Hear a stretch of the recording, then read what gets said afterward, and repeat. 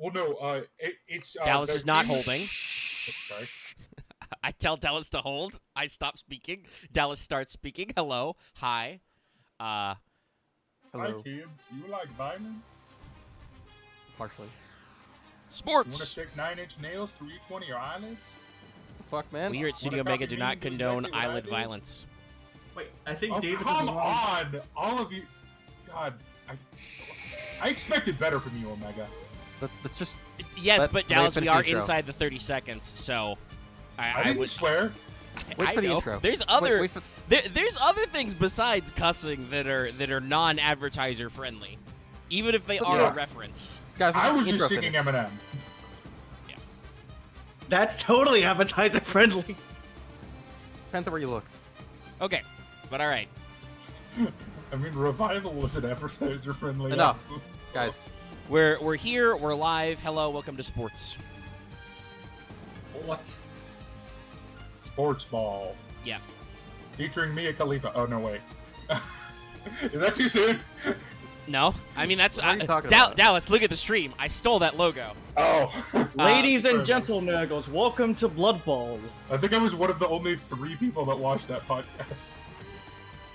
Yeah, that's. I guess I was number Bruce's 2 Despair then. was I one of the tried. other- So it was me. I was the Despair. other two. Yeah. it was That's us very three. hilarious. So if you don't get the joke, I'll explain it because we're still early, and I don't know if David is passed out in the other VC, so we'll give him a second. I know Marth will be late, so we've got some time to kill. We were discussing the ball that is sports, but if you don't know, Rooster Teeth, they used to have a podcast about sports called Sportsball. It was hosted by Jack Patillo of Achievement Hunter and Tyler Coe, who was previously of their broadcast department, and they did have they revamped it with Mia later. With a famous actress Mia Khalifa or whatever the hell her name is. Yeah. It's Mia Khalifa, yeah. Yeah. And I'm fairly certain it was canceled the first time because they treated it like a regular podcast. So they had, they used the soundstage and the props and all this stuff. This is before the COVID podcasts where they realized they don't need people to be in a space. Look at fuckface. And we were doing this for 2 minutes, so I can say that. Yes, bleep face. I don't have a bleep button. That's also a name, so. Yeah. Well, the show's name is consistently bleeped, but it's Oh, okay. communicating the bleep. It's F***K face. Where did they get that name? Actually. Well, a you should listen to joke? episode 1 of Fuckface with Okay. Jeff, Gavin, and Andrew Payton. Anyway, yeah. Oh, God, they got Andrew Patton to do. Oh, Yeah. no, different Andrew. Different Andrew. Yeah, Andrew Payton is. I was is thinking of the Andrew from Idiot Box, who is a. No, not Blanchard. I don't know how to put this. He seems like a nice lad, but like, Quick fire He's question. He's one of Michael Jones's goon friends. So Dallas, imagine someone with the social etiquette of Axe and the mouth of a drunken sailor. I don't know if I'm supposed to take this as an insult. I don't know. I mean, you're socially awkward. I'm gonna be very Okay. Who real. isn't socially awkward right now? But Dallas, No, quick fire lo- question: Is oh. is cardboard sports good? Loth I can't mean, hear I me beat right y'all now. ass with them, Are they actually good though? Because we I all beat just y'all lost asses because with we're bad. them. Because we're not good and at I'm this game. heavily considering running them back this week because Uh, I found a build list for Zodiac UA, and That I'm sounds interested. bad. terrifying. That sounds Uh, stupid. To but let great. everybody know why you can't hear Loth, he is currently exploded. Well, unbrick himself. so to be clear, it's Zodiac UA running Lethosogym because Zodiac and UA are both Earth archetypes. Goddamn Lithosogym. There's a reason why you're limit 1. What's Well, lost in no, that again? is entirely actually not because of Lethosogym's effect. It's because of dinos. Well, yeah, you get to destroy stuff. Hold on. But yeah, but a sports ball as a podcast was just not generally well received because you're pitching a sports broadcast, you're pitching a sports based podcast that's about talking about 4 or 5 drastically different sports to an audience of people who probably barely follow one. Yeah. And And even though to I be was- fair, I also think part of it was, well, Tyler Coe had his own sonorous voice and stuff. I assume part of the crossover appeal was they got Jack in, which means they would pull AH people in, and the AH audience, especially at that time, would be high gremlin energy. And Yeah. for me, like, I'm the kind of person that I like learning about. Like, I don't really watch a lot of sports, but I like listening about sports. But I realize I'm weird. Like, I was their target demographic. I'll Dude be who real. plays video games but like listening to sports. Most of the podcasts. sports stuff I listen to is most of the John Boy's pretty good stuff. Yep. And, like, There are graph two party things stuff. I like listening about, which is current event sports stuff. It's particularly, I think Jack and Tyler Coe actually had fairly interesting energy for that thing. And also sports behind the scenes, dirty deeds, disasters. I will say I also enjoyed how a lot of fucking just great. like Major League Sports is just tabletop games for hypermasculine people. Like that one, I think it's an Ohio coach who like seemed to piss off the entire United States by moving cities like 5 times, and every time he would go to a new city, he just started a press conference by shit talking the one he just left. I think that breaks one of the unwritten rules of the road. You should not do that. Burning bridges like it's your job. I'm a big fan of sports documentaries. Not that that's necessarily related to what we're doing, but Locke After needs this, I have only a recommendation, but that's for an off mic. Yeah. We're waiting for Locke to unbrick his computer from trying to boot XCOM 2 and also podcast. He says it might take some time, so we'll just start without him, honestly. So yeah, I've got the NFL theme song blaring as the backdrop, but don't worry, we'll switch it back. Oh, the bitrate's fine. We're fine. Shut up. We're fine, guys. Shut up, YouTube. You don't know what's up. So in case you couldn't pick up, we're talking about UA, which stands for Ultimate Athlete, I believe. No, ultra Ultra. athlete. Yeah, it's just Yeah, ultra athlete. athletes. Okay, yeah. It's weird because I'm pretty sure we didn't know what the acronym stood for until they ported it to the OCG. I It'd be feel like like that. at some point ultra athlete had been stated, but it really was just one of those things where like everyone just called it ultra ultimate and no one corrected really anyone. They said, I believe they did say it, but because I'm looking at old deck profiles and they So do what's say FA? ultra athletes, FA is Formula Formula athlete. athlete because it's Former athlete, okay. which doesn't make any sense, but that's a different comment. That's a different conversation for another time. For 1 to 2 hours from now. Oh, we're doing FA. I mean, we from- got to because there's only 4. Not 4. There's literally like 8 of these guys, but there's not a lot I'm of gonna UA be- monsters. How much of a Southern audience do you have? I don't know. I'm gonna piss them all off. I'm warning you. I mean, here's the thing, Dallas. FA is not about NASCAR. Oh no, but It's I'm not going to be Formula doing One, an yeah. annoying hick voice the entire time. Okay. Well, you might piss me off because that's not what That's FA fair. is. You fucking moron. No, I know You- it's a you formula. buffoon, It's- you simple fool. All right, so I do a Cockney accent in. No, we're not- you we're not idiot! fucking What Warhammer. FA is it's just F Mega from JoJo. Have you looked at the card art? No, you haven't because we haven't done Field mean, Portrayal yet. But No, also, that's no, It's like, just F-Zero. yeah, it's. No, I mean, it's- they have. It's Formula Racing. I mean, it's called Formula, but no, that's not what the aesthetics are. There's like 5 different cars, and there is at least one card art that is in fact a JoJo reference. We might show Also- it. No, I'm not surprised. Yeah. I feel like you might want to show the actual field spells for that one because it's actually Well, That's yeah, that's cool. in my list. I've Well, we done have my, to show the done my field spell homework. for this one too. Yes. Also, there is a spell trap I'm requesting because it's my favorite art in the entire archetype. Which one? I might have it in the list already. It is a Joyzy. I love that fucking card art. No, I do not have that one in right now. Let me put it in the list. I would ask because I love that's that art. I thought about it because it was just a guy doing a thing. But sure, we can add it to the list. When was that? New Challengers? Is that when these guys premiered? I think so. Yeah, no. I'll give you a hint. There's only like 3 UA cards that aren't out now. Well, was it one like no, like there's a lot. Actually, No. yes. Okay, there's 2 monsters, 2 spell traps, 3 spell and- traps. Oh, I guess the other one just isn't played. Probably not, because the 3 new spell traps they're all the ones that are also FA, which is why I tacked on FA to this. Because for some ungodly reason in Phantom Rage, we decided that FA and UA are the same thing. They did have aesthetic similarities, and we'll see that when we get to the different card arts, but the 2 cards don't play together at all.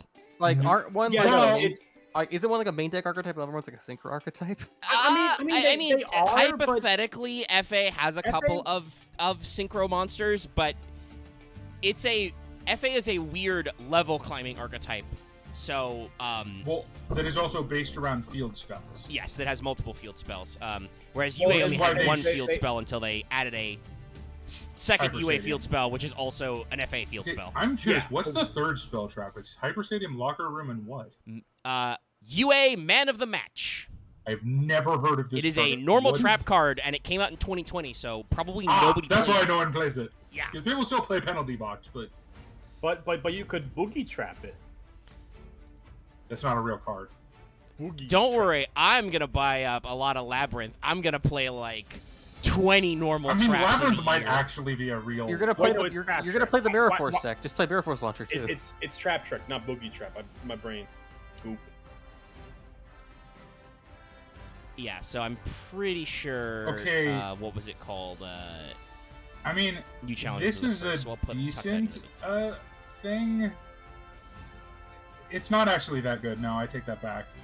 I mean, like we haven't even talked about the rest of the cards, so we can wait on that. Yeah, we'll roll through because I've got all three of the bridge cards at the bottom of the list, so we can discuss them. Because There's one card that you have to start this out with, though. The normal summon. The one normal summon we had for like a fucking decade. Yeah. But that's not one of the ones that came out first, is it? Which one is that? It has should to be be. mid. There's no way it wasn't. Mid. There's no way it was not one of the first cards. If it isn't, then someone is building UA wrong. No, that's the wrong tab. Sorry, I have to juggle a lot of stuff because there's also that. I'm pretty sure, wasn't that?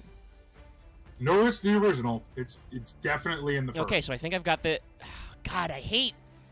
Sorry, I have a real problem with the way every Yu-Gi-Oh wiki and every Yu-Gi-Oh set is. I'm just like, I want to know what fucking order these cards come out in, and Yeah. despite the fact that progression New challenges. permanently changed.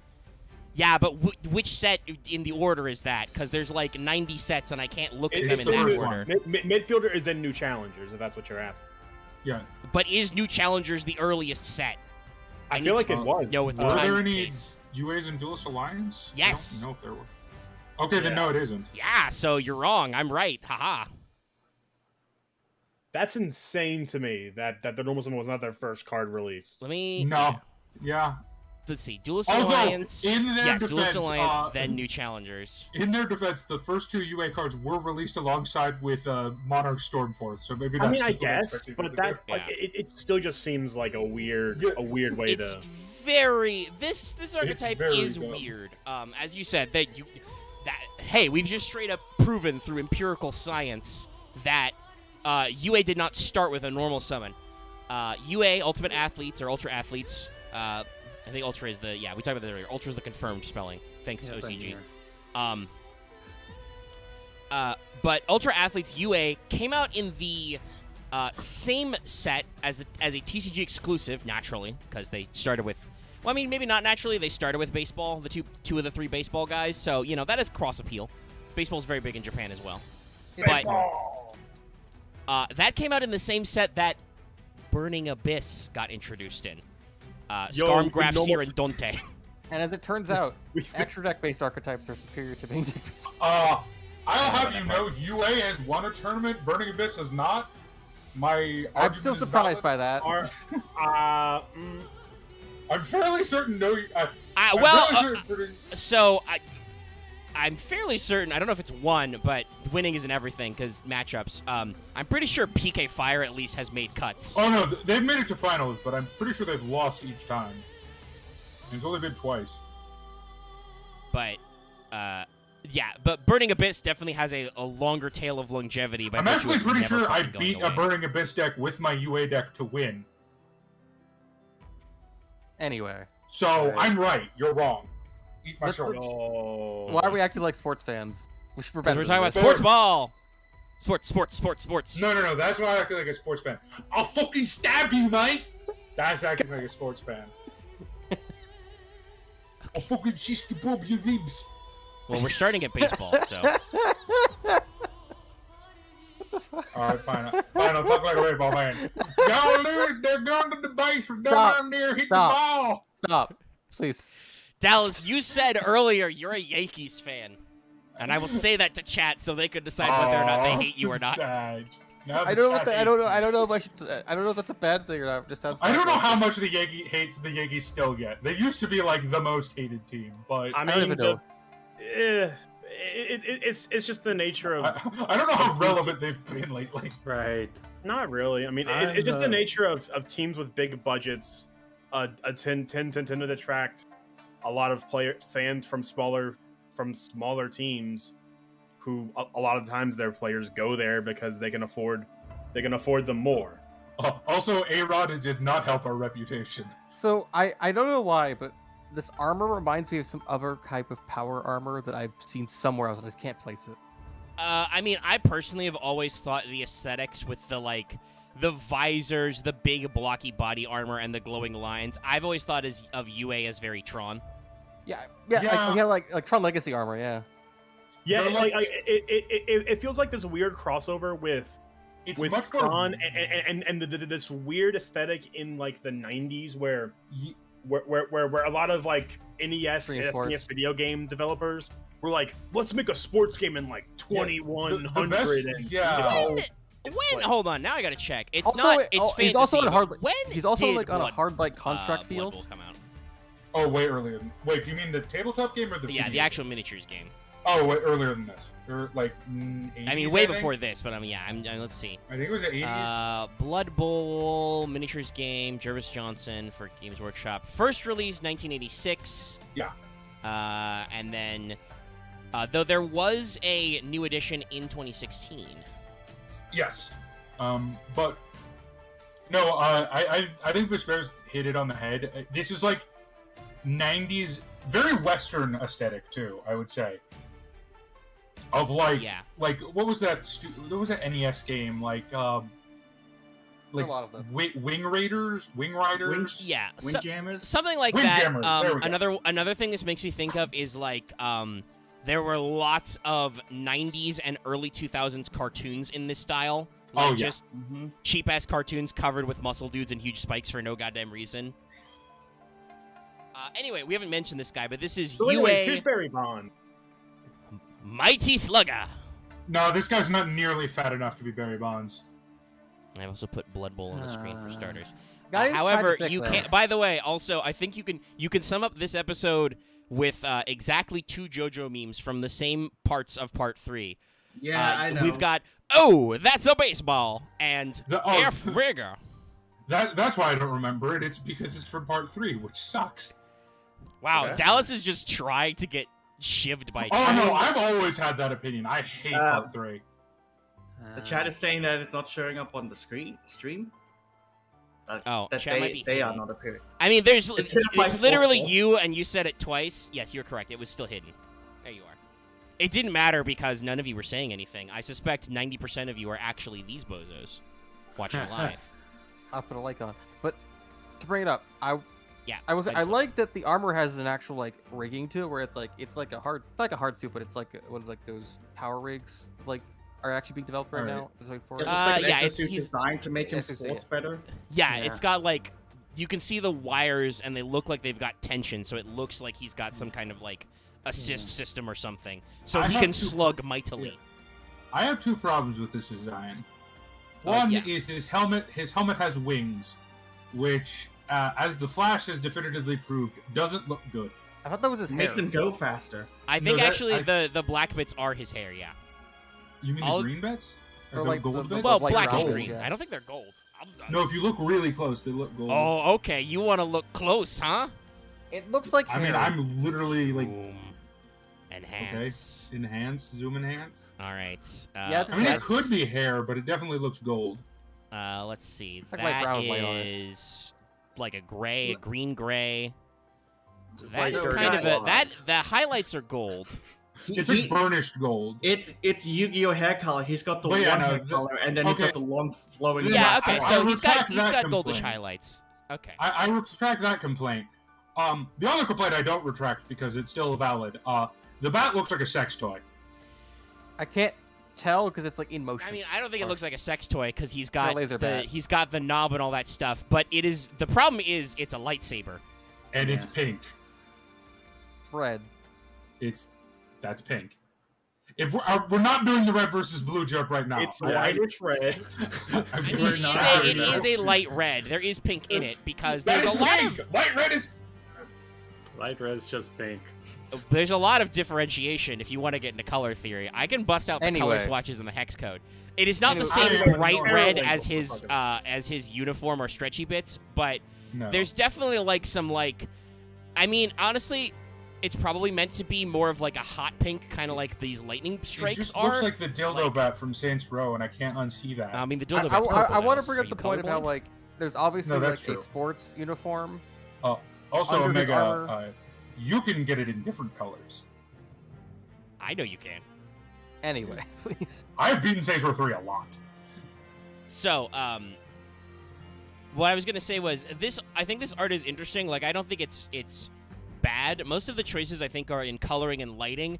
The artist has gone with a metric fuck ton of lighting effects.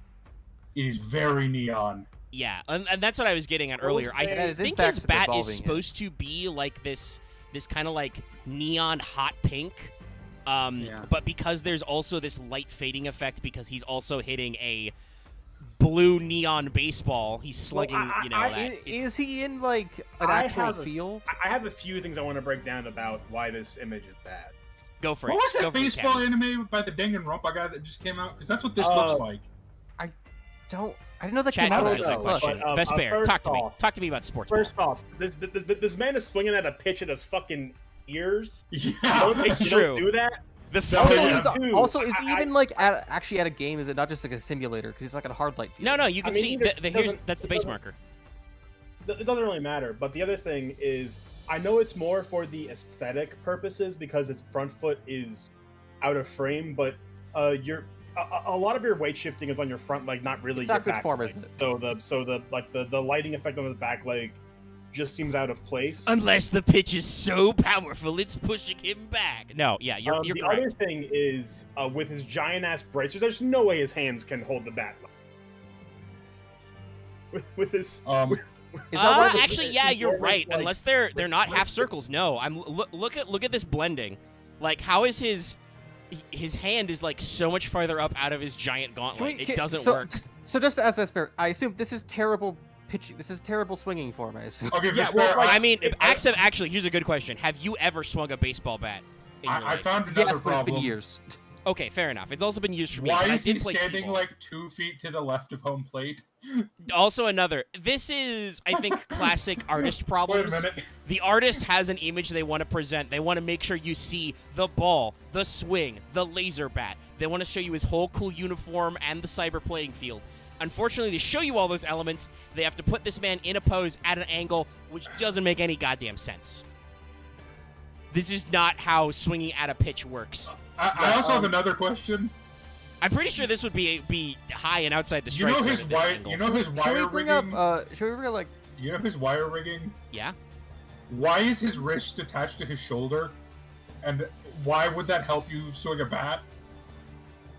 Well, I assume it's a tension snap. I assume you, like stretch when you it when out you, and then when the ball has collided it's with on the bat, the, it's on the to bring outside your of his thing arm, back. so it's like like Ax said, it's It's to help pulling you like his arm pull taut. swing back. I'm pretty sure your muscles would explode, but this guy clearly does steroids. He doesn't worry about his muscles. Oh yeah. No, this is that meme from Futurama where steroids are now legal. I mean, with the bungee cords, I was thinking of Blurnsball from Futurama as well. Anyway, Mighty Slugger looks like a goober, but is he a goober?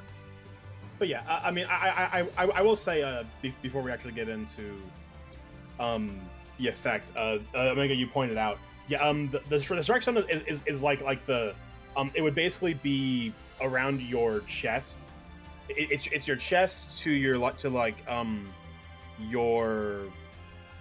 Oh no, shit. The strike zone is like a bit above your belt to around your knees, give or take. Because I assume you'd also like be starting in the crouch position and stuff. It's like, again, this is something that works Well, better if no, there it's wasn't more than not one image. It's not a crouch position, Axe. No, I mean, you bend your knees bend a little your bit like he knees. does. You start in a half bent position, then you full out. I can't describe it though. Well, don't try to describe it. The audience either knows or doesn't know how you swing at a baseball bat. Batting stance in general have some kind of crouch, like they crouch to help shift your weight, but it's not about crouch. It's probably too wide, but this image is weird. So like, that's probably a little Also, too high. But like, it would still be up, hypothetically somewhere down here-ish. They made this Yu-Gi-Oh card into an anime. But yeah, so the Mighty Slugger, UA Mighty Slugger, is an Earth Warrior level 5. You cannot row to him. He has 2,300 attack and 700 defense. And has an effect. You can special summon this card from your hand by returning one UA monster you control to your hand, except UA Mighty Slugger. You can only special summon Mighty Slugger once per turn this way. If this card attacks, your opponent can activate cards or effects until the end of the damage step. So he has an inherent special. If you tag him in, you swap out. And he has an Armades effect. But Weird, because it was it's marketed still very... It's okay in a vacuum, right? Yeah, it's fine. I mean, it's one of those weird. It's one of those like good power extenders, but as we will see frequently, the game hasn't released yet. UA's critical flaw is that they don't have many normal summons in their deck to facilitate the UA bound. Yeah. Which is why you should pair them with something like Zodiac. Just saying. I'm just saying, quite I don't know if that works or not. I have a square tool on, not my... I'm gonna try and make it work. All right, and then, by the way, you may notice a slight theme. UA monsters are usually released in pairs, and for a lot of them, they're 2 pairs to the same sport, then they move on. So this is our second baseball boy. Perfect Ace! Well, it has got a lot to break down about perfect. It has problems, but I will say it's a better pose because at least it looks like he's actually pitching. No, it's not. It's not. Okay, it looks like he's holding it badly though. Later. This is the worst pose ever. His elbow is in a very bad position. Yeah, the pose is supposed to be more wound up. Both elbows are in a very bad We can position. discuss his general aesthetics right now, but we will get into why this pose does not work. So overall, I overall, like his uniform under the armor.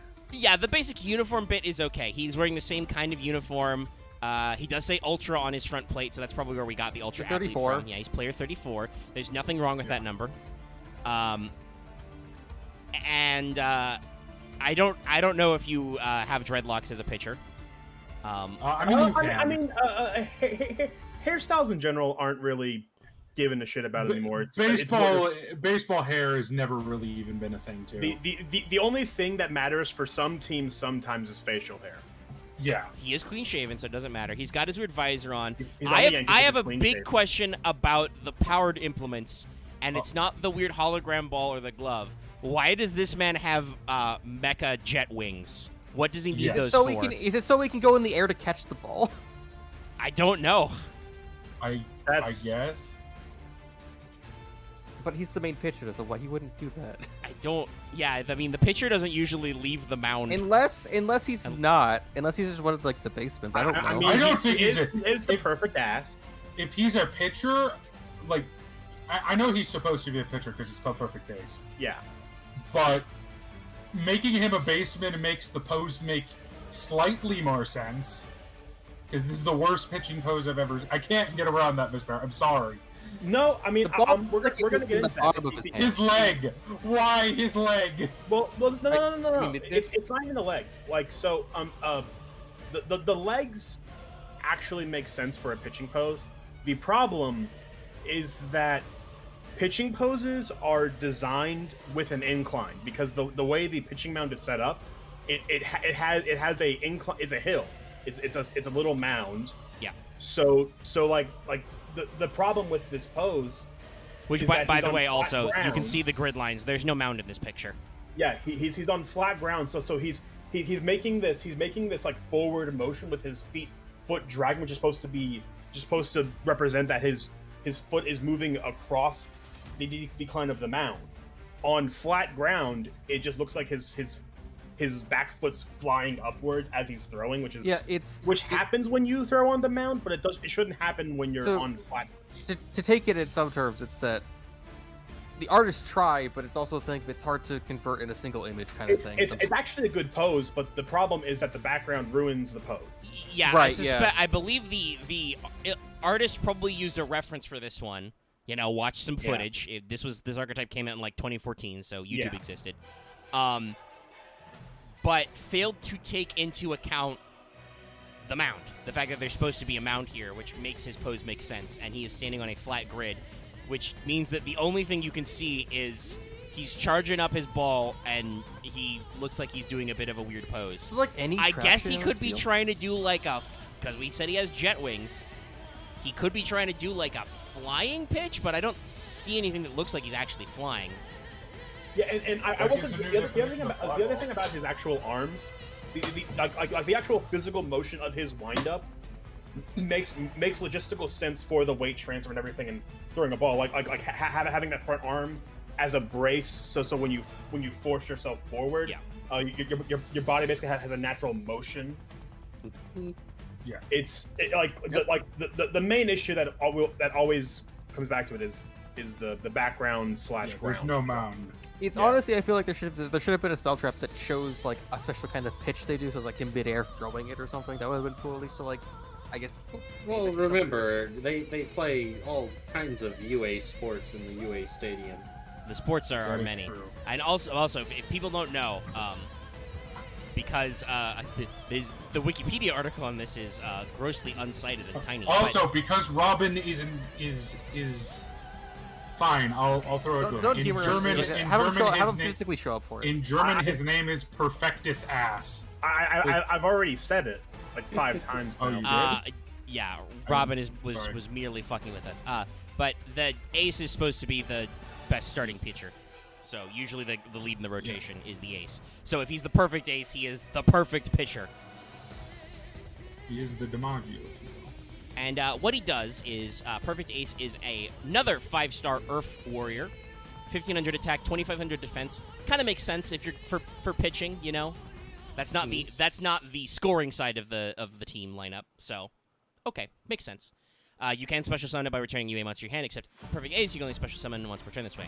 Once per turn during your opponent's turn, when a card or effect is activated, you can discard a card, negate that activation. If you do, destroy. This is a quick effect. So, also, pretty spicy card. Honestly, even as just a normal summon, a once per turn discard 1 negate of anything, fairly decent. Yeah, no. Oh, hey, I was wondering why number 34 was hitting my brain. It's Nolan Ryan's number, one of the best pitchers in baseball. Oh, okay. That's a reference. As a reference, and I wouldn't be surprised if they just straight up took Nolan Ryan's pitching motion as reference. I assume. Wait, hold on. Let me Google Nolan Ryan and see how far I get. But basically, in the same vein of Slugger, like the pose is obviously from a good reference. It's just that there was a lack of understanding of perspective and positioning. Yeah, the artist watched the pose, but did not necessarily grok why the pose is the way it is. Yeah, no, that is straight up the windup. That is generally just a picture of Nolan Ryan. Yeah, no. I googled it. You can bring out the image down. that was posted. Yeah, it's literally Oh, Nolan Ryan. yeah, I was wondering why. that literally does just match up, huh? Yeah, no. Even the leg. Like, wait a Yeah, minute. well, and that's why. Like a lot of pitchers had that toe drag from the 80s and 90s. It was a classic way to increase your extension. As you'll notice in the reference, I realized I'm clicking on the wrong monitor. That's me clicking OBS. He is on the mound. You'll notice, yes, you can see the direct comparison there. It's an actual incline there. That's the dirt of the mound that he's dragging on. Whereas perfect ace, nothing, air. But okay, let us show you the venue in which one plays the ultra athlete sports. Oh, what Time does to perfect go ace to actually do, Comerica though? Park. This is Ultra Athlete Stadium. Did I miss what we talked about what he actually does? Yeah, you completely missed it. I literally said everything. Yeah, because you were too busy trying to fight Robin. Yeah, no. So as we said, we mentioned it, but I don't think we actually said it. There is an offensive and defensive UA from each sport in the in the release windows of the card. Yeah, they're usually paired. You'll see like an offense-defense comparison. I think the only time they don't do this is the latest release, and that's probably because one of the ones they released was Libero Spiker, and that's not how volleyball works. Well, like they decided to do both for Libero Spiker. Yeah, because we'll get into that. But the thing is they did not pair him with another volleyball player. That is the same time when Player Manager came out. Yeah, the manager. Yeah. Who also plays, because that was a thing that used to be true in baseball. But we'll get there. That's way down the line. UA Stadium, though, not this art isn't super impressive, but I think it fits our aesthetic. We are clearly in some kind of super future stadium. It's really glitzed out. I feel like the artist who did this was maybe not the artist who did some of the others, because it's a lot less stylized. Yeah, looking at this up close, this image is very flat. Like, look at that background. This looks like somebody drew this in Flash. I think my favorite part of the stadium is that it looks like there's just like 7 different like field lines. Yeah, they've just got all the overlapping pitches. Because it's all a digital base. It's not. It's a hard light. It's not actual like grass. I was gonna say, I've got to imagine that it's a future stadium. They can just draw lines wherever Well, they also, want. apparently the audience is virtual because those stands are flat. That is a matte painting. There is no depth in there. No, the stadium learned from COVID times. But why do they have the giant holographic jumbotron then? Seriously, look. Because, I guess it's so you can see it from outside the fucking stadium. Listen, it's a VR AR experience. But how do you have augmented reality if you can't go there? Cameras. Smoke and mirrors. That's not. I don't know if that's augmented reality. I like my joke that in the cyberpunk future, you have to watch the stadium game from outside. You can only watch the jumbotron. But yeah, no, it's a little simplistic. Omega, what are you talking about? No, there's clearly, if we're doing cyberpunk futures, those are clearly individual boxes for the ultra wealthy. True. Yeah, those are all individual boxes. So this is so UA launched with a field spell. Now I'm gonna read this to you, chat and friends. Tell me what's wrong with this picture. If a UA monster is normal summoned to your side of the field, you can add one UA monster from your deck to your hand. Oh, what monster though? Once per turn, if a UA monster is special summoned to your side of the field, all monsters you currently control gain 5 attack, even if this card leaves the field. So, second effect, not necessarily impactful, though, we talked about this. Mighty Slugger is an Armades. If he's special summoned, he can go up to 27. That's cool. Like, attack modulation has never been good in competitive, but it's never been. I would say, like, it's never been good nor bad. It's been usually it doesn't matter, but sometimes it can. So it's a weird effect that like you'll never think about. 500 is a decent number, and it lets you plan your plays. Omega, if you're doing the special summon, you can I know what you're gonna say, and I will come out in a little bit of defense of this as someone who has actually played the deck. It is surprisingly easy to special summon or to get free special summons that can be used for 1 tribute monsters. So getting that normal summon to proc on Mighty Slugger and Perfect Ace is not actually that hard. It's not hard. It's more just that at the time when you only had two monsters in your archetype, and both of them had to be tribute basically summoned. This is a crazy amount of future proofing, right? Like when this was published, because this was first in Duelist Alliance, this was not very useful. You had 2 targets you could search who required tributes to normal summon. Yes, you can get extra guys, and obviously this was the introduction of the Pendulum era. Not that Pendulum summoning was super great, but hypothetically there were ways to get guys, and eventually you'd get shit like Hat Tricker, which is very funny. There's plenty of single target monsters. I guess the main thing is, I understand that argument, Dallas. The problem is, at that point, are you diluting the strength of your deck? Obviously not when this first came out, because you don't have a deck. UA is 9 cards. So when it eventually came out, just because of I'll go into it. The UA field spell is actually very good because of a specific guy who is a tribute summon. I want to bring up, so I have a lot of decks.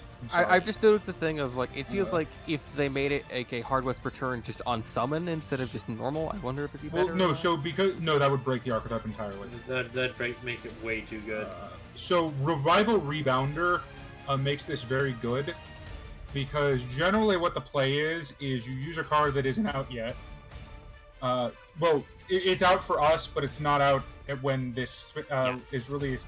To inherent special summon a random UA from your deck, you use Revival Rebounder Tribute over it as a normal summon instead of using the special summon effect, which then procs the effect and then procs Revival Rebounder to revive the monster you just tributed. I guess I think once per You go into a rank 6 play. Yeah. Like, the UA deck is not bad right now. Like, I would still argue. It's very bad in very fast formats, which is why the Shadal invoked BA Zodiac was not good for this deck. In a slower format, this deck might have done better when it was newer. Or what if you built the deck to be an aggro deck and played it like a stall deck? Then you're just dumb. And but you'd win the games by default. You just win the game by annoying your opponent. I can build a do you want me to bring Captain Planet Barrier Statue deck? I can do that. I didn't tell you to. I was making a reference. No, I know. I understand. The purpose of this deck is to violate the Geneva Convention. Well, no. The purpose of UA is an aggro. No, that's just Gavin's fault. The thing I said. All right. You guys aren't good. No, at I understand. References are bad. Anyway, yes, they normally are. I would talk about goalkeeper next because he's G, but as stated, midfielder is the normal summon for a long time, so we're going to talk about him first. This is Ultra Athlete Midfielder. I wonder like how this his art. names aren't broken. As established, he's only level 4 for like 10 years. It's a weird angle. Actually, like literally 5 years. It's Yeah, like 2015 to or I know. late 2014 to like 2020, which is I mean, still like, bonkers, like a literal 5-year period. I mean, like that's an entire Master Rules still, so like, it might as well be 10 years. It was 2 Master Rules Because this came out of at the start of Duelist Alliance, which was MR3, and then all the way through MR4, they didn't have another normal. Oh my god! I do want to bring up where it's like I don't understand this armor because it's the angle where it's like you look at. Well, it's not armor; it's boosting. Yeah, it's I mean, like boosters. up. I mean, if you look up, like his stuff is like a chest and leg plates. So. Well, yeah, that's so that if he eats a nuclear neon soccer ball to the chest, he doesn't die. Yeah. Yeah, no, that. Now, Spoiler, I'll this admit is I the have a soccer question one. about how he doesn't have a back plate, but I guess you got to get your fake injuries in somehow. Boom. Yeah, no, they have to pretend to be injured. Remember, it's part of soccer. Yeah. But no, I like this. Wait, say that again. I didn't process that. What? Oh, I said that he needs a part that's not armored so he can fake injuries. He can take it down. I didn't hear what Dallas said though. It's like, I said, Yeah, no, he needs to fake injuries. That's a part of soccer. okay. I'm not even kidding. No, he's not, though, is the thing. It's Like, not. There are many meme compilations that I could show you. taking of a dive is hilarious part of the taking system. dive, the most obvious dive taking ever. But no, I like Midfielder's art. He has a good color comp with the like orange and the And the green. the green, the lighting. I think we can infer that technically he may be part of a different team, though maybe Ultra Athlete is it's like if we had one I stadium. think Ultra Athlete is like, I think Ultra Athlete is an organization. Like, you know how WWE? Yeah. Like, I think it's that kind of or MLB. Well, yeah, or, I'm wondering if the idea is that because I think at one point I think it was the bed image I used, turnover tactics. One of the guys like actually what was my what are the 2 hands in that image? Let me scroll up.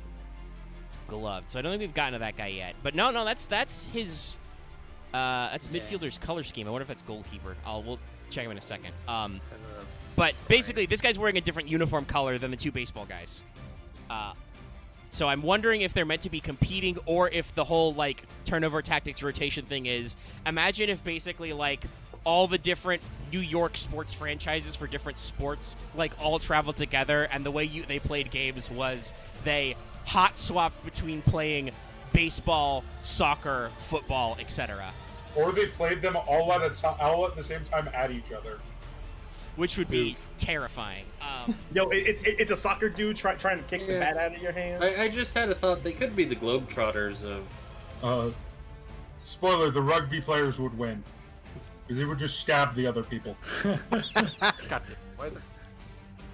But yeah, so I don't know. There's a lot much else to say about his design, but it's it's pretty slick. They got a lot of the same themes, but I like the coloring.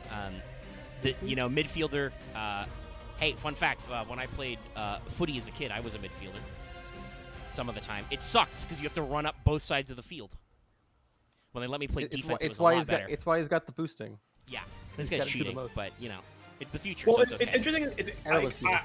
I would assume they chose midfielder over striker because of the fact that they didn't want too many similar names, especially when you think about it. Yeah. I feel like they could have done forward, maybe that's usually a better phrasing than striker. But I feel like they just went midfielder for that like I said, when I played kids soccer when I was like 12, we didn't call that position striker. That was the forwards, were those guys who went up. Well, and then also, I think they wanted to get away from positional names that are maybe used in multiple sports. Probably, so it could be iconic. I also think they chose midfielder because of his stat line and his position, because this is your one normal summon, like we said, for like 2 whole master rules. So he's your starting point.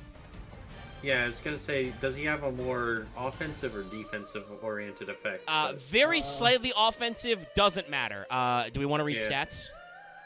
Isn't that 1500 or something?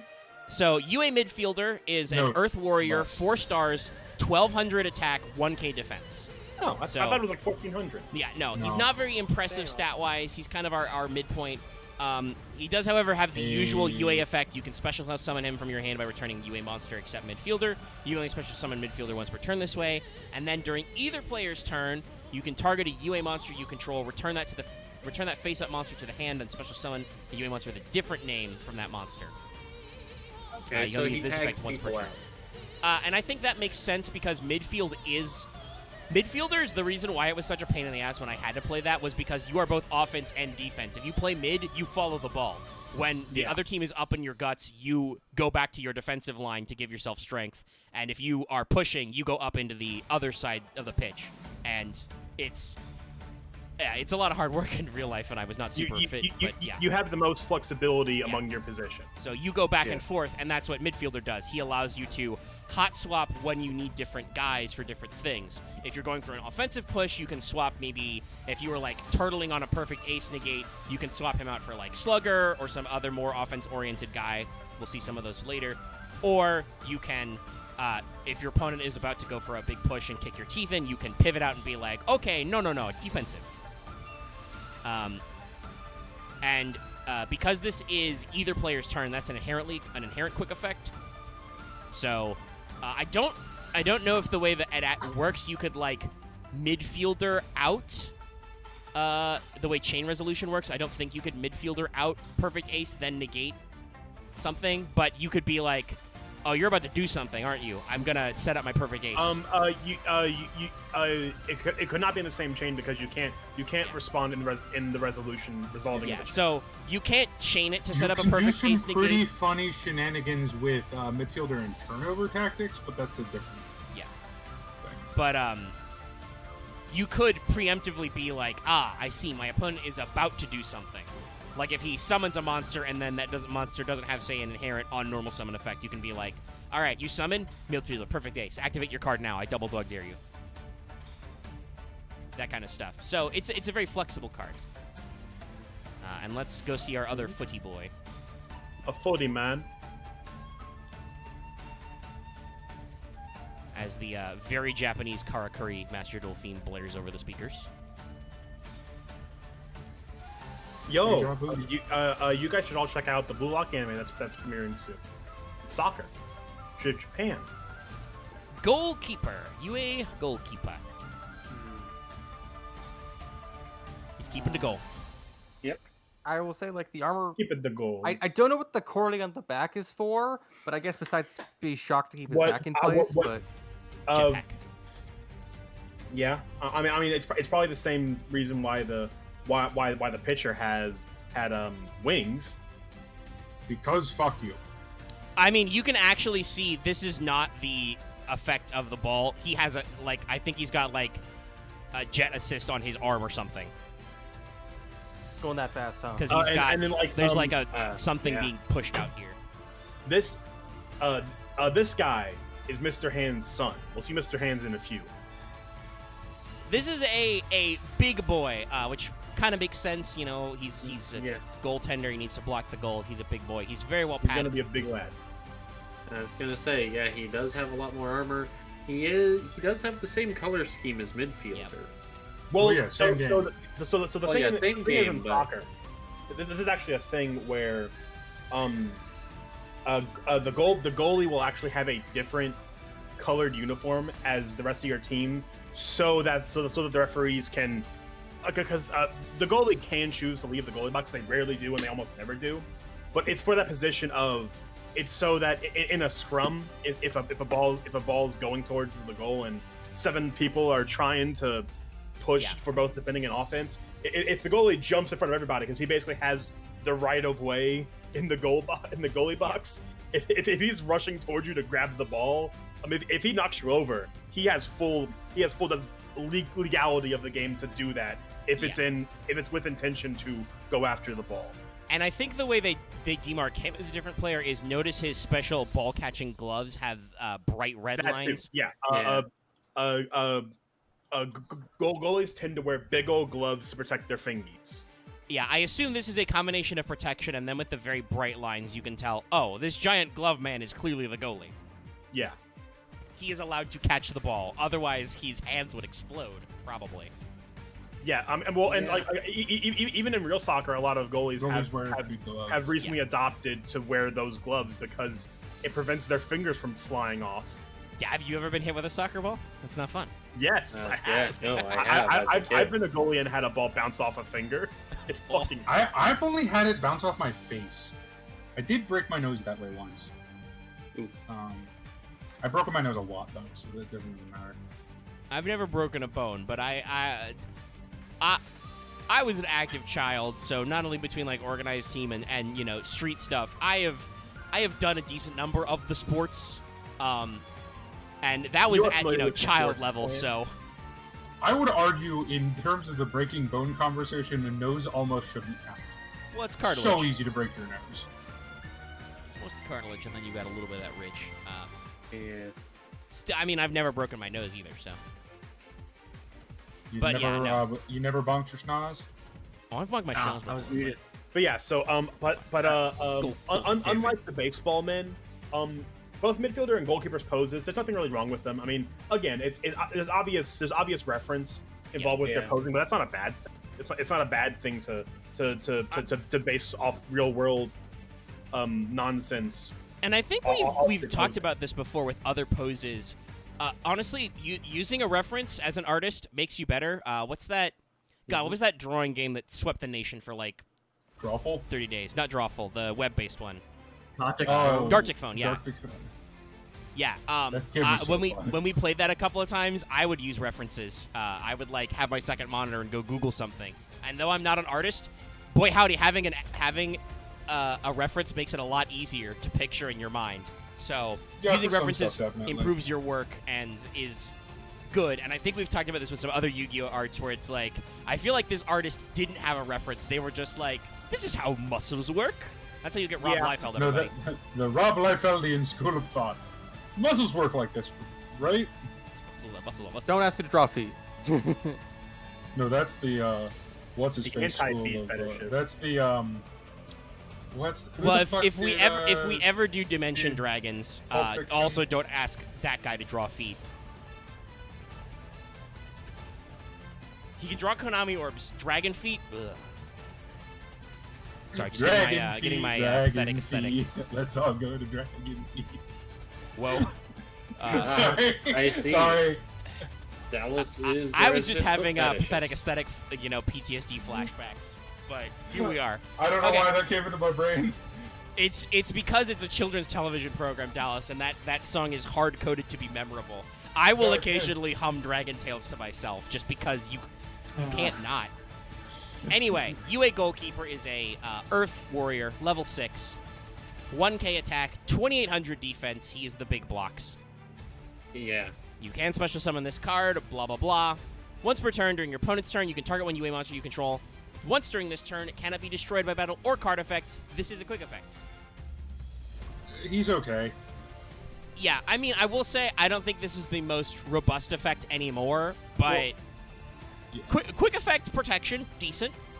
Yeah. The problem is there are better 6s there are better 1 tributes in the deck. I would argue both Perfect Ass and Mighty Slugs are better 1 tributes than Goalkeeper. I feel like Goalkeeper was almost made with the intention that you would special him on your opponent's turn with Midfielder. Yeah. Like, Honestly, opponent would there set is- up to punch yeah. your teeth in, and you would be like, "Oh, you think you're gonna slap back my Mighty Slugger, huh? Well, I'm gonna swap Slugger for Goalkeeper. He's got a fat ass you can't get over, and also my Midfielder can't be destroyed. Fuck you." Yeah, I was gonna say it does seem like you use this guy more for his 2800 defense. And then if your opponent tries to just dark hole you, you're just like, nah, fam. Like, I feel like I've Yeah. seen very few UA deck lists that don't include him, but I've also never seen a deck list include more than one of him ever. I feel Yeah. like he seems like a one of. Like, the protection is cool, but it's only once per turn to one guy, so it's definitely it's like very a, good in very specific matchups, but he is also the kind of card you can easily side deck out and not feel too bad. And Yeah. keep in mind, Stadium does give you search. no, it gives you well, it does give you a search, but also it gives you a buff on special summon when it activates.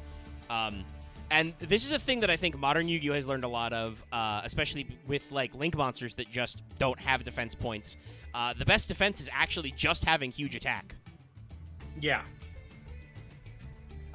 Offensive walls are cool, and quite frankly, a lot of the time your opponent doesn't even bother to run them over. They just destroy by battle, destroy by card effect anyway. Yeah. It turns out the best defense is having a guy who is just so large and you can't do anything about him, that it forces your opponent to play around them. Yeah. Because if you have a huge defensive wall whose only existence is to sit there, your opponent doesn't have any incentive to kill it if it's not doing anything.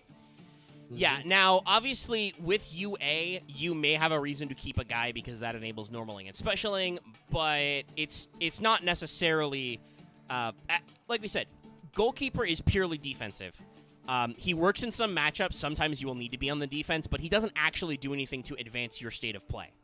Yeah, I mean, like, he's a one-of or, like, weird side deck tech if you have the space. Yeah. But yeah. he's not critical to your game. No.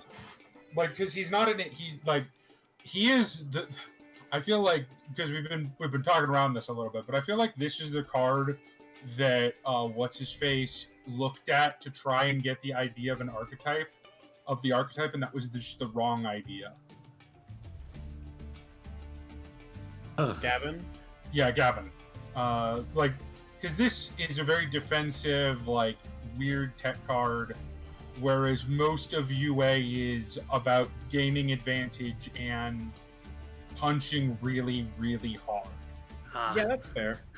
Oh, It's about Okay. scoring, not it's about not putting in an endless stalemate. To but actually make a scoring. sports movie ball quote, the best good offense, good defense. I fucked up. I yeah. fucked the quote up. Anyway, So Power it's a Jersey. good offense. Mighty Slugger is going Super Saiyan. Yeah. Yeah, I love this card. Yeah, Super Saiyan also reminds me of the Waking the Dragons arc. The one guy with the Yeah, it robot is a little bit suit. like the armor cards. Was that They need to Valen? release those. Also, his Even rope listen, Simo said that when they talked about the new animation chronicle. He was like, "There's only one thing Konami needs to release." honestly, I don't know how broken those things would be. he's, It's not his broken. little I've red looked up the ropes- mechanics of the armor cards before. It's not that. You play them as spell traps, and then they just like prevent damage to you. It's not that hard. His little red ropes have turned into Twizzlers, which is funny. Yeah, they're like he's turned out the limiters. we Gotta can get see off something top going on with his shoulders now. Those things coming out, and you might think that's power ups, but that's the same color as his cords. So I think he's just ratcheting up the tension on his suit. Look, he's Kuman right now. Yeah. And Well, he's also, got, whatever he's gonna do is gonna kill him. He's got 360 seconds. Yeah, because of the effect. Like, I mean, this is basically the Berserk armor from Berserk. Oh, It's gonna basically he's gonna hold himself together. Well, he's yeah, gonna, this he's is gonna break all his this bones. is if you're watching the sports anime, this is the move where the guy says, "I have a special throw. It uses 100% of the muscles in my hand. After I do it, my nerves will be dead for 30 minutes." also, yeah. There's that. Also reminds me of the Tiger and Bunny thing because Tiger had a suit where it was just like he only had an hour before powers went out. It's a very, like, all y'all watching can take a drink. It's a very Kamen Rider tokusatsu concept of, like, this pushes me further, but I hurt myself. I in mean, the Dallas, process. I want to say that's that's just an a anime Japanese thing. concept because Fictional- that's everywhere. Is just the idea of like It's I a will do a Japanese power media up, thing. I will explode. I don't even like- think it's exclusive to Japanese now that I think about it. No, But but they it's, just- they it's love it very more. strong in a lot of shonen anime and a lot of tokusatsu, even in higher level anime. Like, I mean, Higher y'all level? remember the Kaioken? Yo, I love Wait, Kaio. Omega. You said higher level anime and then referenced Dragon Ball Z. You need No, to pick I one. mean, it may also be true in like seinen and stuff, but shonen it's very common. But like you remember the King Cow Fist, how he was only supposed to do like ×3 before his heart would explode. And then it went to, like, ignored that. And 20? then a few years ago, he went Yeah, Kaioken 20. times 20 Super Saiyan Blue. Yeah. Because I mean that Fucking- is impressive mostly because at the time Masako Nozawa is like 68 or something and still doing the fucking scream, which is like okay, that's neat. oh, I'm but pretty also, sure she has killed her vocal cords. But yeah, no, it's fairly common. Anyway, Power Jersey. This is an Masako equip- Nozawa was like 80 when that happened. That's right. Yeah, it's freaky. But, very- Goku will stop using Goku as soon as she dies. They're never using Goku anymore. I just hope We'll that- see if they break that trend. Goku is marketable. The only I- thing that I'm sure they'll find some- I mean, they have killed. They have Anyway, stopped finding doing our character back to the characters Power for- Jersey. for less. Yeah. Why no, does they've his not. timer? Why uh, does his timer only say 360 seconds? Or Because the card. Well, says- UA Power Jersey is an equip spell card, equipped only to a UA monster. It gains 1,000 attack and defense. If it battles an opponent's monster, any battle damage it inflicts to your opponent is doubled. If the equipped monster destroys a monster by attack, it can make a second attack during this battle phase.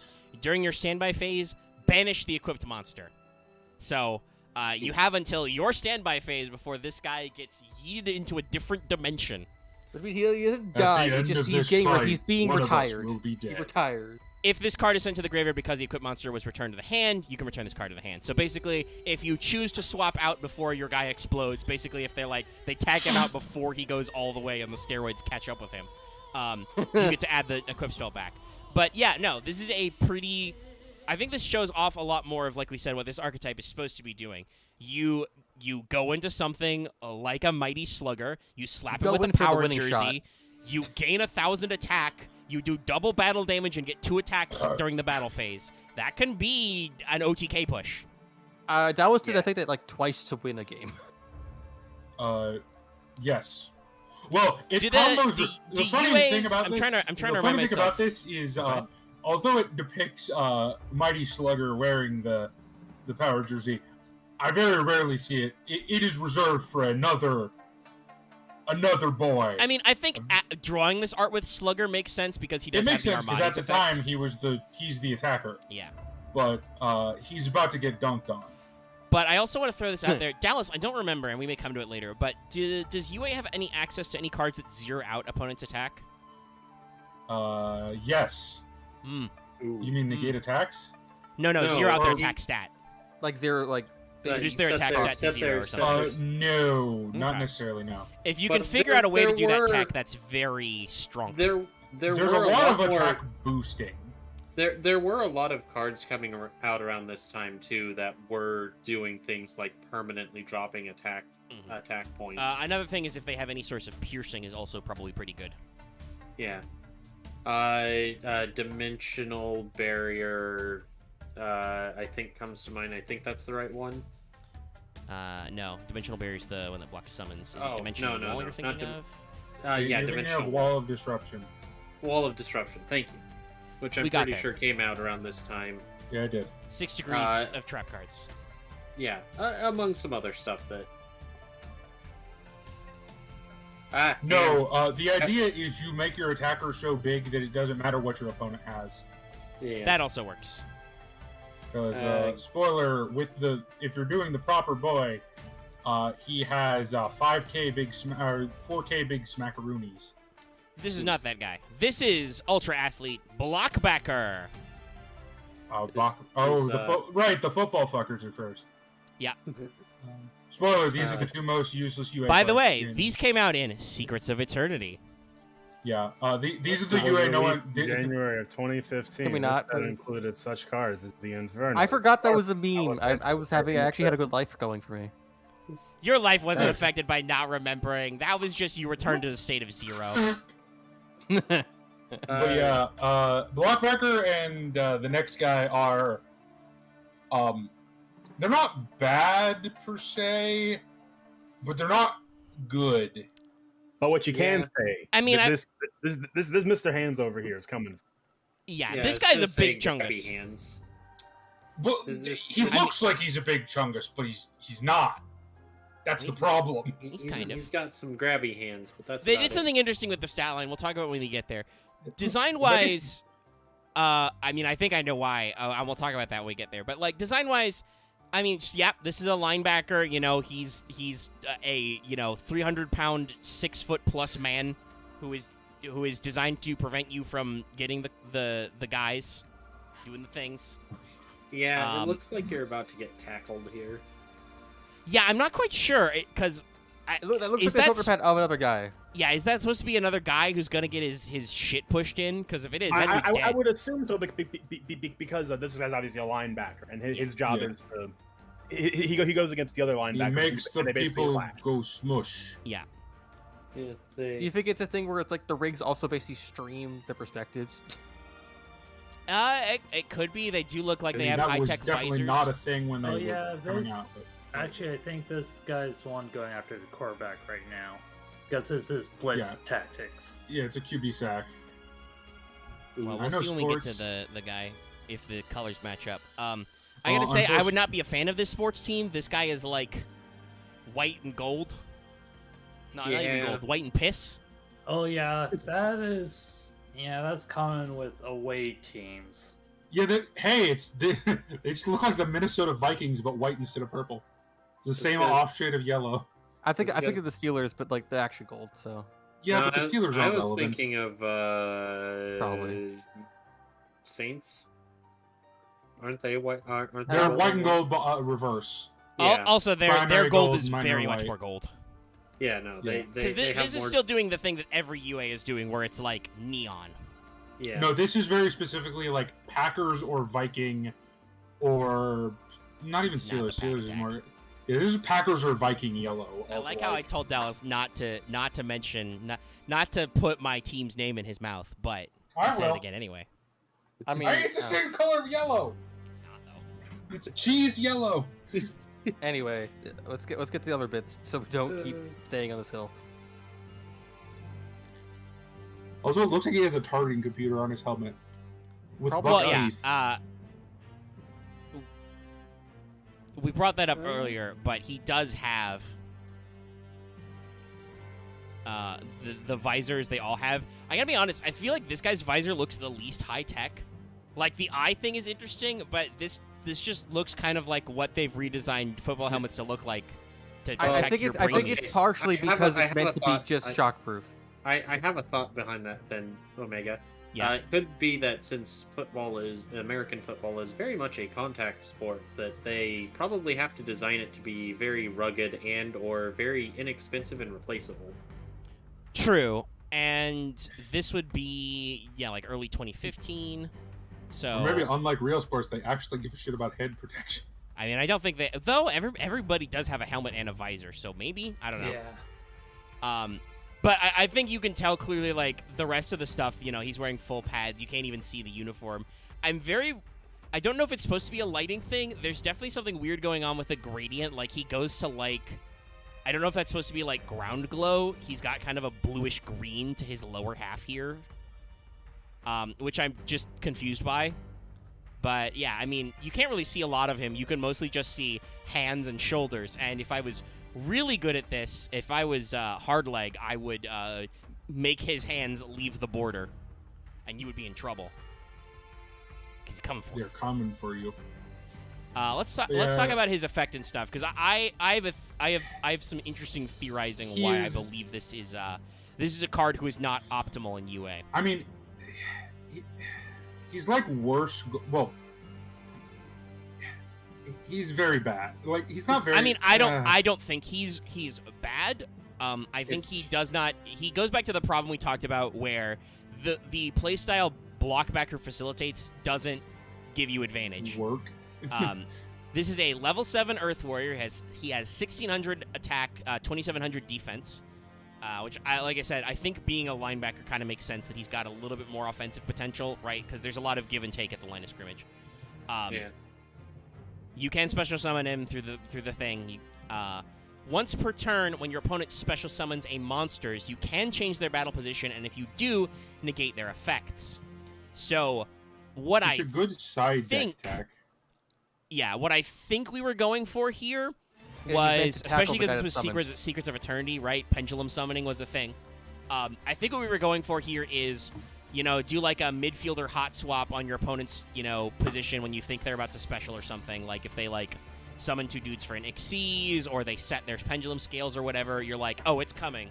You throw this guy out there, or you swap to him in the end, the main phase 2 or something. Ideally, your opponent special summons something important that they effect they need, or they pendulum summon a whole shitload of monsters. You immediately fade their summon because their battle positions can't be changed at the same turn they're summoned, and you negate their effects. This is a good effect in a vacuum. I just think, as we've discussed, for UA, this doesn't really advance your play state. This is a side deck card masquerading as a main deck card. Yeah, I think Robin has it good in chat. This is a great card for going first. Yeah, it's going first or against very specific decks that that rely on special summoning. Dallas, would you agree with me that UA is not normally a going first deck? No, it is not. It is you're an OTK deck. All the way deck. You're an OTK deck. You go for big push. Yeah. So I think Blockbacker has his place in the archetype, and certainly that effect can be very powerful. It unfortunately relies on that thing we talk about where your opponent has to choose to play into it. They have to choose to not read Blockbacker, which, to be fair, happens a lot.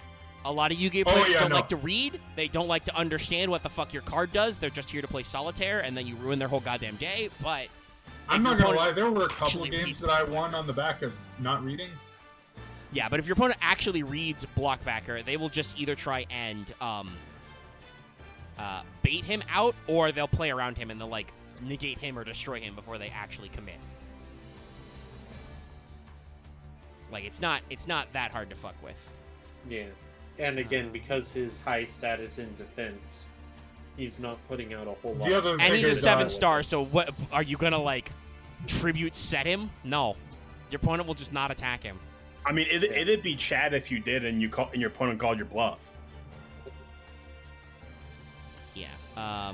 It can't be Guardians. I won't bring up the card art because we showed it earlier, but I will mention UA Turnover Tactics really briefly. That is a quick play spell card. If you control 2 or more UA monsters with different names, you can shuffle as many monsters on the field as possible into the deck, and especially summon UA monsters from your deck that have different names, either up to the number of cards shuffled into your main deck, but those monsters can't attack this turn. Your opponent can then special summon a number of the cards they shuffle back. You only do 1 per turn. I'll say this, Omega. The other issue is, do you know the other disappointing thing about his defense number? What? It's smaller than it's 100 less than goalkeeper. That is if you're doing pure, well, and that's what I was getting at. I think Konami thought that Blockbacker, because he says monsters and negate, they thought he was going to be powerful because he does eat a special summon. The problem is that, especially nowadays, but even in the Pend era, there are so many ways that you can keep gaining advantage and just play around it. Okay, I penned 5. Will you Blockbacker? Of course I will. I'm never going to get this much advantage. Cool, I'm just going to special summon a guy from my hand by doing some stuff, or I'm going to normal summon something with tributes or whatever. Yeah, this card has only gotten worse as time has gone on. Yeah. Because also, hey, guess what? Another reason we didn't mention this, but we should. Blockbacker is utterly useless against Lynx. Yep. Can't change position. Can't And use I it. believe, let me double check. I was just looking at him, but I scrolled off. Blockbacker. Yeah, if you do. So he cannot negate unless he can change battle position. He is very poorly future-proofed against Lynx. I do not know what Konami was smoking. If only we can weaken Lynx. Well, I mean, just slightly. They probably had an idea of what their next summon type was at the time, but I doubt there's anything fully designed. So there's probably a reason why there's a ton of effects like this that unfortunately power creep right after they were made because there just was poor Like So- digital bug. I need to share this because it's hilarious. Yeah. A UA deck placed at a recent tournament. Interesting. To be very clear, Adventure Eldritch UA. Ugh. I mean, so... Engines. Was it like also a rank 5 deck or something? I don't know. No, Is it there just seems to be playing UA cards. Because it's not like where some decks are like, oh, it's a UA deck where it's like 5 cards. No, it's running 3 Jersey, or not Jersey, 3 Signing Deal, 3 Hyper Stadium, Terraforming, 3 Spiker, 2 Dunker, 2 Manager, 1 Ace. Oh, so a solid half the deck is it? Okay. Yeah, it's like it is. I mean, Eldritch is an incredibly flexible deck because Yeah. there's exactly one monster in it. So, yeah. Unlike a lot of these decks, this actually seems to be genuinely Adventure, Eldritch, And I will and UA. say, the thing about Adventure is a couple of those cards have a very strong interaction with equip spells for obvious reasons. I wonder because does it prevent Well, it's destruction? not It does running prevent Jersey, destruction. That's the thing. Interesting. Yeah, There's maybe doing alternates because Jersey Wait, doesn't one of destroy you; the- it banishes you.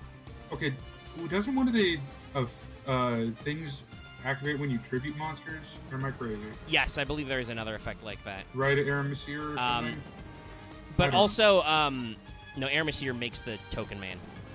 He makes the know. adventurer. I don't know how Adventure works. It's But gonna be banned before I- Adventure is another interesting deck where if you don't need your normal summon, Yeah. you Dallas. can get around him. Don't worry, Adventure's not going to be a problem. I had to open like 40 packs to get a single Aquamancer. It's also and not going to be a single problem Right. because by the time we get to there, Griffin Rider is going to be a 1. Yes, also probably some of the problem cards in Adventure will probably have cycled out. Yeah, I think you only run Griffin Rider. No, see. Well, no, you Griffin run Rider it is going to too. be banned in the TCG, is what Yeah. I'm saying. Yeah.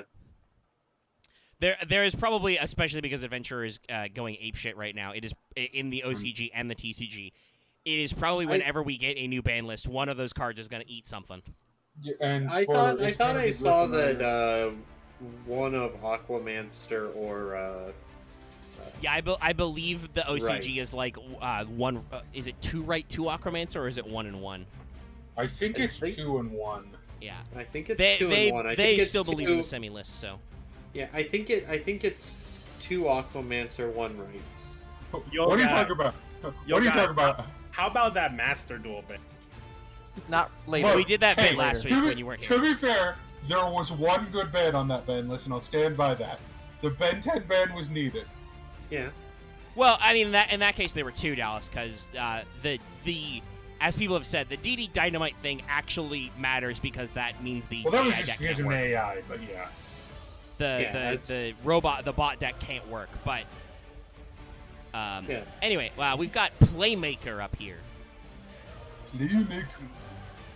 Right. Yep. I'm I gonna wish guess, this card was better because I'm I gonna like the art. guess what they went Like, in go Japanese. His far. name was Ultra Athlete Field General. I assume they went with a different name. Which for doesn't reasons. make any sense, but Well, I mean, first of all, I'm also pretty sure that they don't. I don't think they Yeah. understand hand egg in Japan. Yeah. No. I mean, So call it no, I Field- Shield 21's a thing. American Yes. football is vaguely popular, but it's Yeah, like- it's a high school sport. I It's think very much a high Okay. school I think if I remember correctly, Japan is one of the places outside of America that American football is the most popular. It's like Canada and Japan. And Canada's basically America, but Well, I mean, older. like, I mean, as far as sports goes- that makes a lot of sense because those are some of our two biggest pop culture bleeds because we share about a bajillion miles of border with Canada, and all of Canada's big cities you can literally throw a rock from and hit America. And also, we there occupied was Japan that for whole literal thing years. of after World War II, America kicked on the door and said, "You're gonna act like American government." Well, it made sense to the Americans at the time because the pre-existing Japanese culture was very militaristic, nationalist, to and we be did not fair, like that. I'm pretty sure the conversation actually went, Japan saw what was happening to Germany and looked at America and went, "Protect me, daddy." And America was happy to oblige. What's that? You want to rebuild your factories and build cheap cars? Yeah, we'll do that. Give us a couple naval bases. We're fine. War crimes? What war crimes? Right. What's that? there was Korea's mad at no you? name. Don't worry, we'll take care of that one too. But yeah, you remember so what you were gonna say, Playmaker. Mom? football, Okay, never mind. the Fuck you, American Vesper. version is fairly popular in Japan, but it's mostly like a sport you play growing up. That there's not an enormous professional market for it. Well, that makes sense because I was going to say this earlier before we got really deep in the weeds there. That makes sense then because that would probably be the demographic the OCG is aiming for. So, yeah, playmaker. Art-wise, I mean, he plays the football. Loth and Mark, you want the talking stick, please? Oh, I mean, are we going to talk I'm about trying the to get art him now off. we've moved on? Yeah, I've been trying to talk, but Oh yeah, everyone's we just moved like, on because Vesper didn't shut the fuck up. All right, I will crash this stream with no survivors. So, Just don't defend. Yay, let's crash! all right, Axe gets kicked out because he's being mean to Vesper for no reason. Yeah, so I think the whole field general thing is sort of a play on the old gridiron general. I which have is never what- heard of that. It's actually a term that I've heard about. No, that's an old football term. That's when football players looked like dorks term. What was I that know. But movie? Yeah, no, he's right. Longest Clooney? Yard? No, older than that. The Clooney movie where they were wearing dumb Oh, football hats. I don't watch George Clooney movies. yeah. Like I said, an old term. Just Yeah, no, feel that- like that's what they might be connected to. That probably. I probably mean, tracks. okay.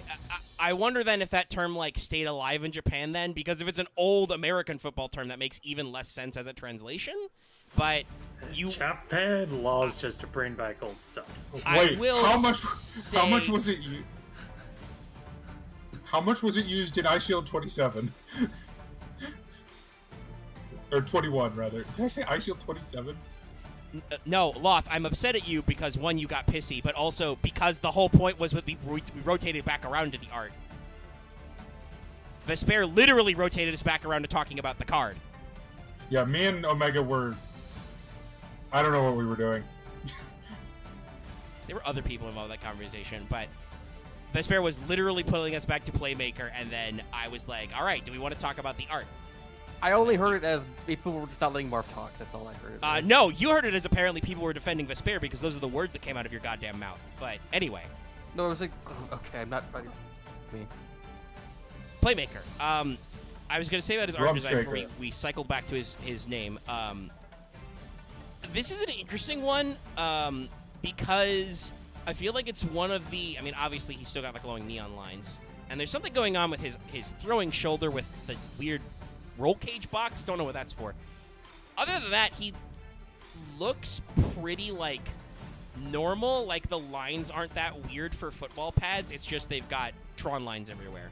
I actually think this is one of my more favored arts for. I don't get UA. why the armor is only one-sided, kind of, but Yeah, Well, I'm not sure what the there's- asymmetric is. I guess it's because that's his throwing hand, obviously. So Well, yeah, I assume the idea is reinforcement on his throwing hand because it's his main deal. yeah. I do Well, like also- and I was gonna that also makes sense with the field general name. I like that he's got a little comms antenna so he can call plays. Yeah, no. Playmaker, I think, personally, because I do think Field General would have sounded weird in English, I do think Playmaker is a good translation for the concept they were going for. Oh, yeah. Yeah, I'm wondering what the name, the football is made of. I mean, they're all Plasma. Everything is made of plasma, I'm Something. assuming. they're very shiny.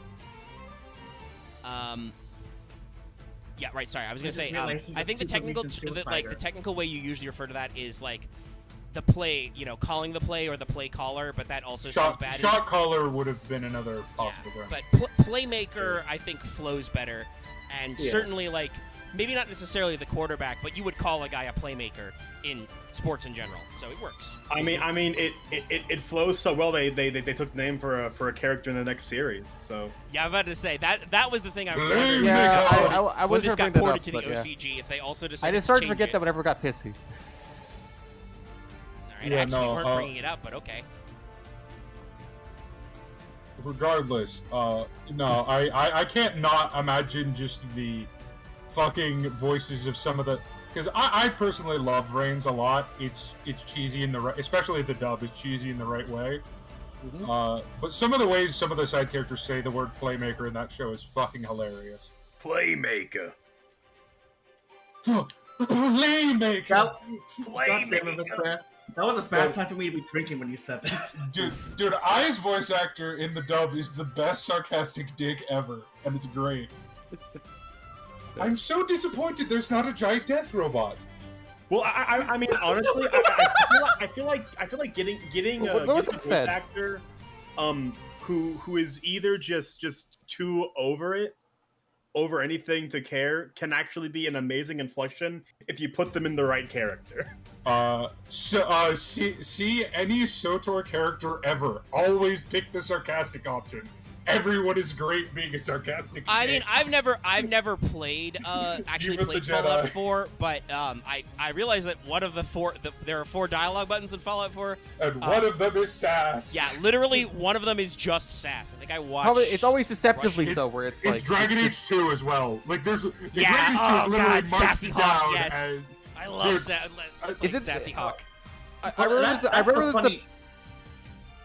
That's Lost, keep going. No, you were actually saying something first. Go ahead. Oh, okay, Lost. Don't. We're gonna do this big soccer, but I've always avoided with Fallout 4 where it's just deceptively where it's like you can just somehow be an even bigger asshole than what it is. I mean, I like Fallout. I'll be the one Fallout 4. I personally like 4 more than 3.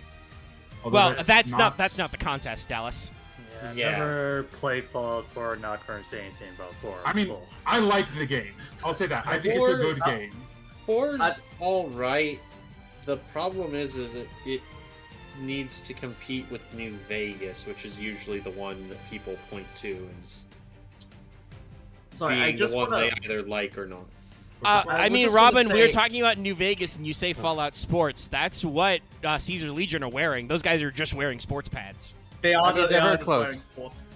I would say that Fallout 4's major problem is feature bloat, where there's just a lot of shadow systems that didn't need to be made for it. But what the hell is after our football name? Well, we haven't talked about his stats or effect yet, God, but after that, it's the basketball. So, Loth, you wanted to say something? I did also, but before we did anything, I did want to say... Stop clapping like a fucking monkey. I will brick you. I don't even know what that means, and I'll do it. Dallas keeps speaking, and my brain keeps spiraling. I was going to bring back up Loth anyway, because he got interrupted way back with the axe thing, so... I don't know which statement this was a while ago, but Loth, I think you've had a couple of things there. No, it's gonna be about Fallout 4, but considering It's we've fine. gone way past it, let's go back to the art and Okay. Okay. Before I talk about his effect, anything anybody else did not get to say about aesthetically Playmaker? No, yeah, he Looks like Tom Brady. So I hate him. Good. Yeah, he looks Meh. He looks fine. That Zach sort of posed about pointing someone to go far, He's pointing at the WrestleMania sign. or he's just pointing at the other team and just saying, "I'm going to wreck you." I mean, I don't know if you usually call your shots. Now I just want a pro wrestling archetype. Actually, hold on. Well, first of all, they should anyway. That is another thing that is popular. Hey, it's called Dino Wrestler and Goki.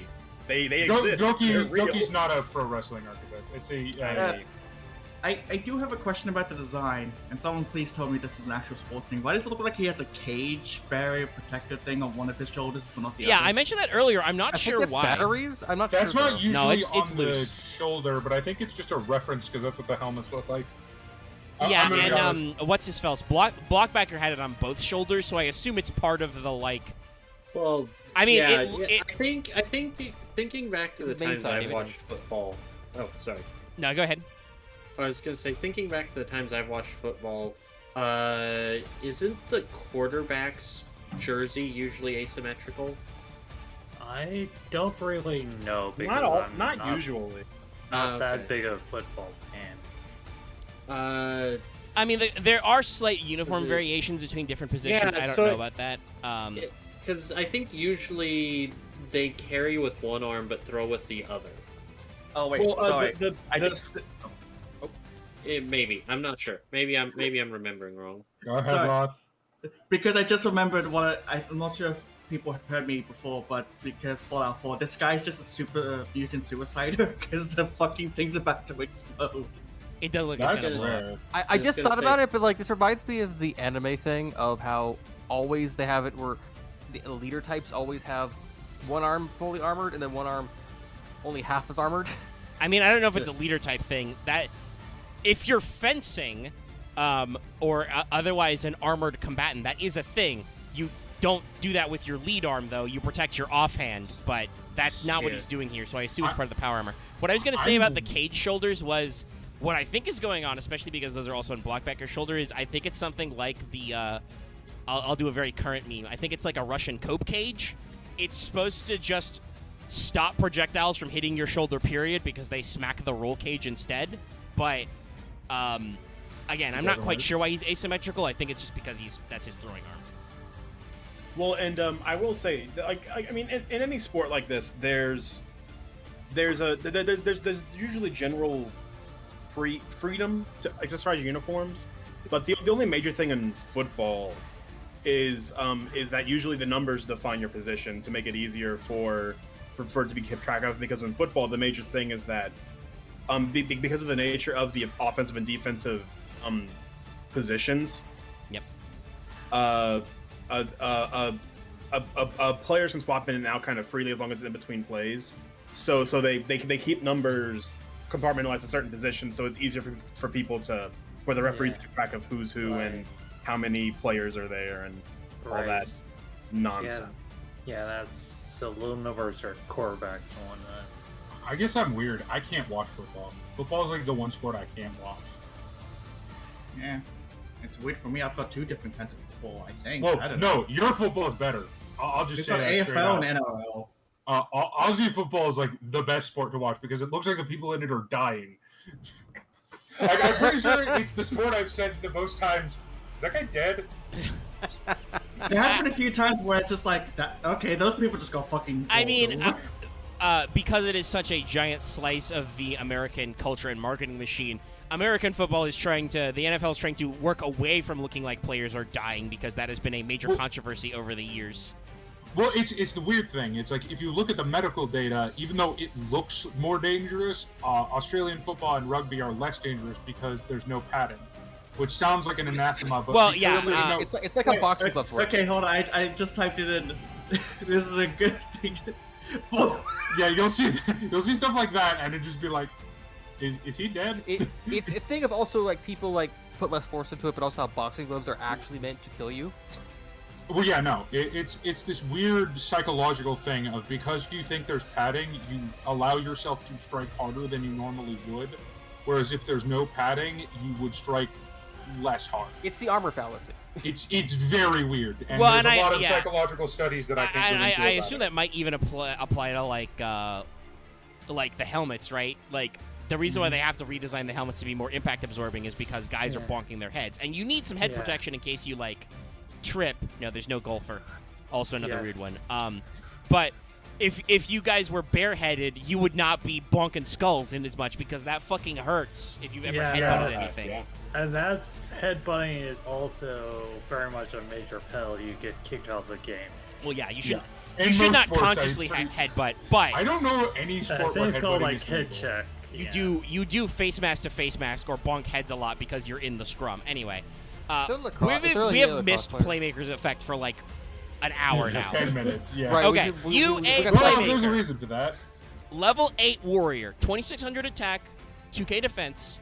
So, trying to be a little similar to Mighty Slayer, but maybe a little up there. A little sassy baka. You can special summon him. When another UA monster you control declares an attack, you can have this card lose exactly 800 attack, and your attacking monster gains 800 attack. So, once again, I see what they're going for here. The QB is an interesting position in football because while he is dreadfully important, he is not necessarily the guy who actually scores the ball most of the time. Doing like a QB sneak or something is very rare, and you don't do that a lot because you need your quarterback to throw, so you don't put him at risk if you can help it. Yeah, that's why his one arm is gloved. Yeah, throw better. so Playmaker does give you the ability to get this big guy. He's got a decent attack stat, so your opponent probably can't flatten him. But when you actually attack, he can make your opponent's monsters bigger. I just don't think it necessarily... Like, reading that effect, I'm like, it's The okay. only UA variants I've ever seen to Playmaker is some builds run 2 Playmakers sheerly for the fact to get access to rank 8s. Well, yeah, and that's what I was going to say. That's literally the only reason I've ever seen spoilers, it run. UA do not have an extra deck. This No. may be part of why They're- they decided to later hybridize FA, because they do have an extra deck. They have a Link Monster and 2 Synchros. I don't know, but there's no extra deck at all for UAs. So the primary thing you do would probably be during this era would be Xyz. I mean, even in modern UA, most of the extra deck is generally Xyz with a few notable links. It's like 5 links usually. Yeah. Usually, spoiler for a future episode, but Phoenix, Unicorn, Code Talker. All the usual subjects. Yeah. And then there's a reason generally- why some of the Nightmare monsters are banned. It's because they are like the generic toolkit Link monsters, and some of them are. There's generally rank 6s. You do a lot. Rank 5s you do a lot, and But the thing I wanted to bring up was rank 7s. Blockbacker is a 7. That's probably why they still play at least one of him. But Playmaker is an 8. Well, and neither of no, those they synergize play- with some of their previous guys. Omega, they play 0 of Blockbacker because the other 7's good. That also works. I mean, the key thing is, I would say, I think what they're trying to go for is giving you a diversity of names, because a lot of their effects require you to have different names on board. Like, for instance, Playmaker can't bounce a Playmaker to summon a Playmaker, stuff like that. The problem is they're not necessarily lining up the numbers on these guys, which is probably why the football guys are probably not very popular.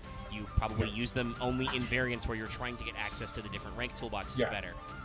I've literally only seen. I've never really seen Blockbacker in more than side deck tech or one-ofs, and I've only seen 2 Playmaker in builds that want access to. Usually, it's a line up through Malevolent Sin, through one of those ways, or in later Draglubion, Numeron, OTK variants. But there are better ways to do that. Speaking of their better 7, here he is. Donk! This is Dreadnought Dunker. He must be German. Dunked on. I've just noticed the thing of he has the Star Fox thing. I think his legs got replaced. Yeah, he does have robot legs. Because if you look, see how far below that other guy is compared to him. But with a name like Dreadnought Dunker, which is his name also in the OCG, this guy in the cartoon that is Ultra Athletes, this guy has a German accent for sure. Y'all get dunked on, man. Yeah, so this is Dreadnought Dunker. This is definitely an interesting design because, I mean, it makes sense with basketball. Those uniforms are very minimal. Yeah. I know he's not in focus. Can we talk about the dude who's in the background? I think it's the I opposite see. team because it's a different color scheme. Yeah. You wish to zoom and enhance? Yeah. You mean the guy who doesn't look like he's wearing power armor? Yeah, let's just take a look at this dude who's in the wrong stadium. No, I think he's wearing the armor. Picked the wrong He also stadium, has boy. robot legs too. I think all the basketball. I mean, players they don't look like robot legs. They look like robot sneakers in that Yeah, but position. he has like the fucking store brand power armor. Yeah, and he doesn't have store-brand nearly as many robot lines as Dunker does. He's probably You not know, the score guy. same He's here, probably you like can one of see this the here. forwards. Dunker has He's a that line one like Under character. Armour. He's that one character from any given episode of Haikyuu that you think is really threatening and then ends up not doing any shit thing. Like, you can see, Axe is correct, he does have the outline of the armor, but it's a lot less, like, It's it doesn't not have as as many fancy. flowing lines But and he's stuff. probably not the team. Probably just. Oh, I mean, yeah, he's definitely a different team because he has a different color set. He's Yeah, you but know, he's not light blue. he's not that special because I feel like Dreadnought Dunker is actually like the special guy of the team. So we get Well, he's some he's the slam dunker. He's the big man. He's Yeah. the dome. Yeah. Yeah. He's the donkey. Yeah, so There this, we at least this guy's hair reminds me of Racer from Fairy Tail. go.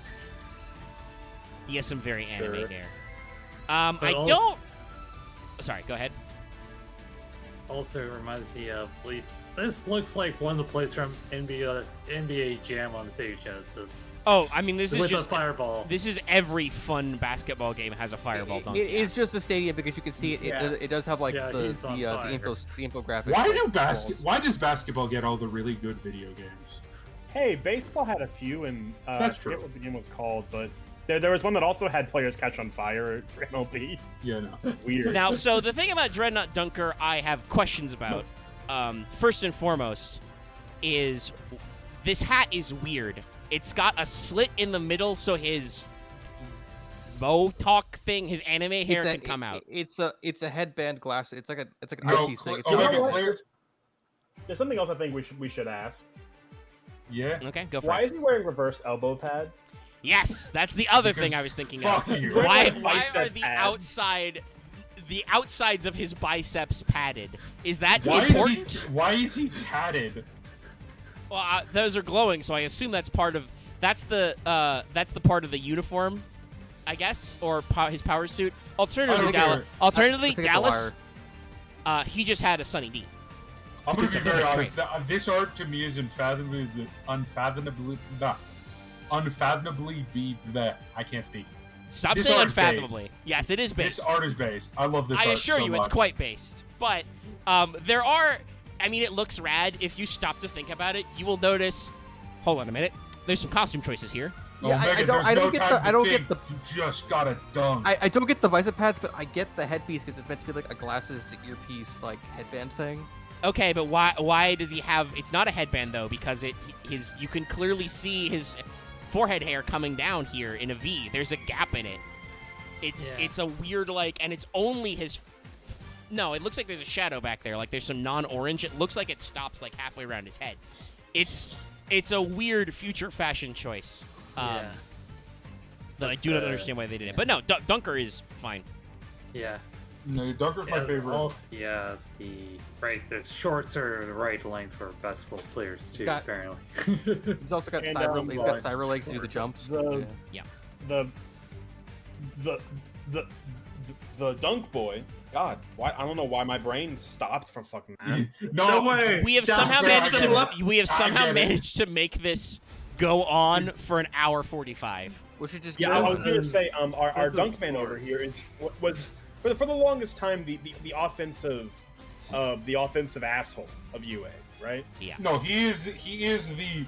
I would argue he is still the offensive. Yeah, I see strong now. of I've UA. read his effect. Yes, this is the this He this is plus jersey the is strong. the very important one. Yeah. Yeah, this is the lead, other than maybe playmaker, but we'll get or player manager, but we'll get to him eventually. This is the guy. But what I wanted to say, I wanted to respond to chat. Yes, I agree with chat's. It's very Dolph Lundgren hair. If he does. See, I got more of Jay Guile off of it, which just put fucking what's his name's voice in my head, the French dude. Polder. Jacques Van Damme. Oh, Van Damme, okay. Well, that's who played Jay Guile in the movie. Oh. Oh, right. Yeah. He's that. something else. Van Damme No, is also a I'm good one. thinking of Street Fighter.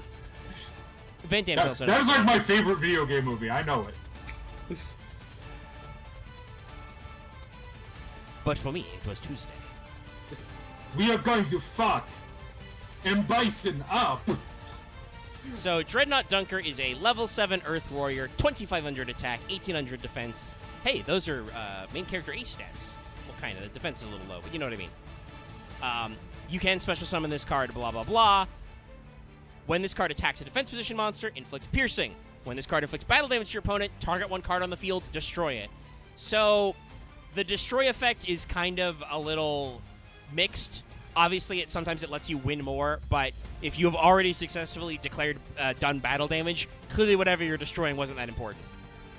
But also, you get 2 pops because of Jersey. Yes, Jersey lets you attack twice, you get double battle damage, and you get piercing. And this can allow you to clean up a lot of the board.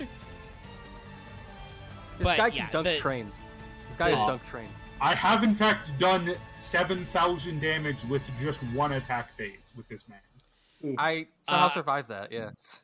I mean, I will because say 7,000 is not 8,000. Yeah, that's That not is- the actual OTK. You survived because of math. Yes. My And one Dallas ally. wasn't packing a tremendous fire. I I'm mean, not that's, that crazy, Omega. sorry, I was going to say that's not that weird. If you do it correctly, basketball can actually be very high-paced. Yeah, I think uh, basketball is the most entertaining sport to watch, personally. John Boys has that one video about the highest scoring college game ever, the Troy one. That's versus, that doesn't exist in the books for some reason. No, it does. Look, It's recorded. no, the best sport to watch ever is street basketball, like non-official basketball, where there aren't really fouls, unless you do something really messed up. That shit's brutal.